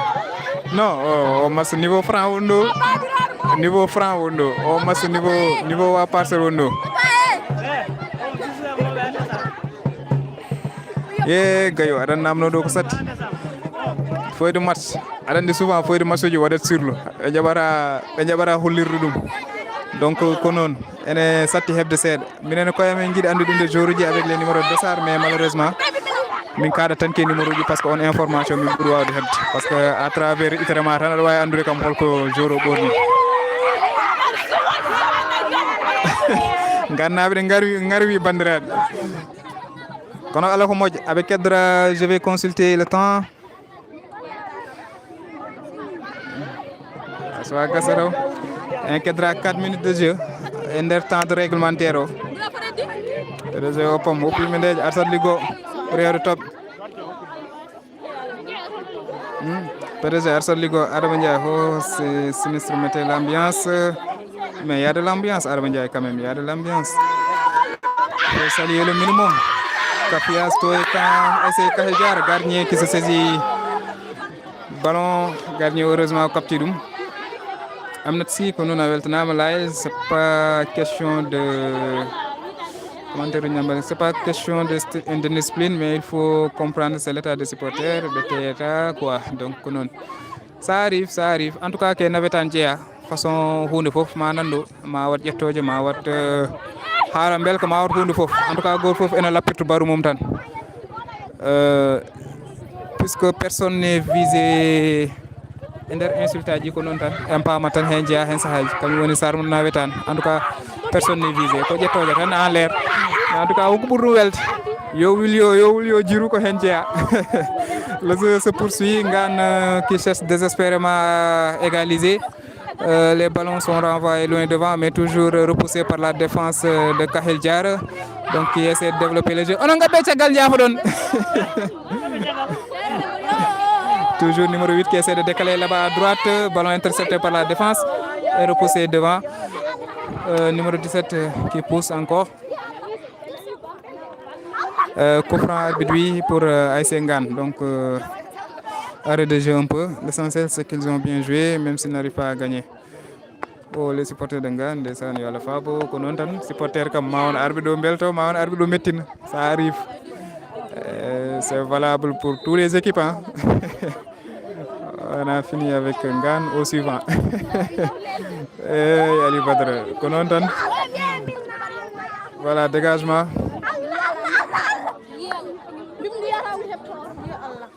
ballon au milieu de terrain les deux équipes se bataillent pour la récupération du ballon récupéré par le joueur de l'ASC Kahel Diara l'arbitre qui juge un peu léger pour tirer faute dégagement loin devant le numéro 17 qui va essayer de se batailler pour récupérer le ballon malheureusement intercepté par la défense et repoussé aussi par les Nganois Jimmy Wade dégage loin devant je crois que Garnier va capter le ballon et ainsi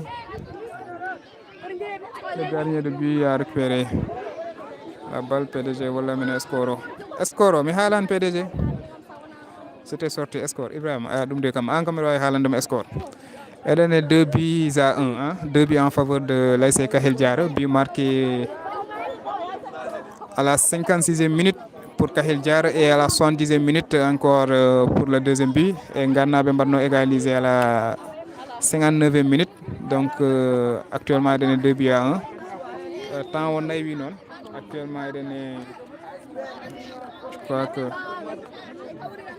le téléphone pour uddude fof problème eɗen e 39 minutes de jeu hein? Presque temps o gassi arbitre touche o nanto jogui tableau mum ne waɗa préparé pour 4e arbitre en autant pour moi de préparer pour le de temps additionnel. Je crois que 4 minutes Rokimen. 4 minutes temps additionnel pour Ngan. Wawa d'égaliser. Corner bien centré. Ballon dans la surface de réparation. Ngan n'a pas de Ngarou de Kade Abenjane Dome. Godou de Kamser Ndayon Baraj. Voilà. Défense Kahel Diar Yeltini Ballon. Abemba de remonter ballon à droite. Le numéro 15 qui est un peu libre. Qui essaie de s'avancer. Gabay Tchagal. Et qui manque sa passe. Ballon intercepté par le numéro 6. Qui essaie de remonter avec la balle. On va tenter en profondeur loin devant. Numéro 10, on va taper le ballon. Ngana Briti Karmar, ballon garde faut qu'il y. Voilà, numéro 10 qui est contré par la défense. Encore mauvais passe qui va finir en 6 mètres. Le temps, s'il vous plaît. Et le temps additionnel à dire, je viens de l'annoncer tout à l'heure. Et le temps additionnel à dire 80 minutes de jeu au Gassi. Et le 4 minutes temps additionnel. Pour Ngan Wawade égaliser Konon 2 buts à 1 toujours. Dégagement de but. Voilà, toujours. Arbitre Koui, arbitre, je crois que au hockey coup franc pour le joueur de l'AS Ngan. Coup franc au milieu de terrain.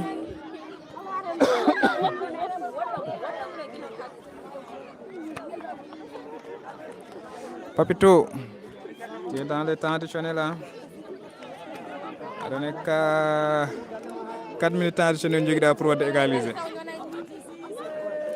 4 minutes additionnel pour égaliser. Donc 4 minutes on va annoncer il y a de cela presque 2 minutes.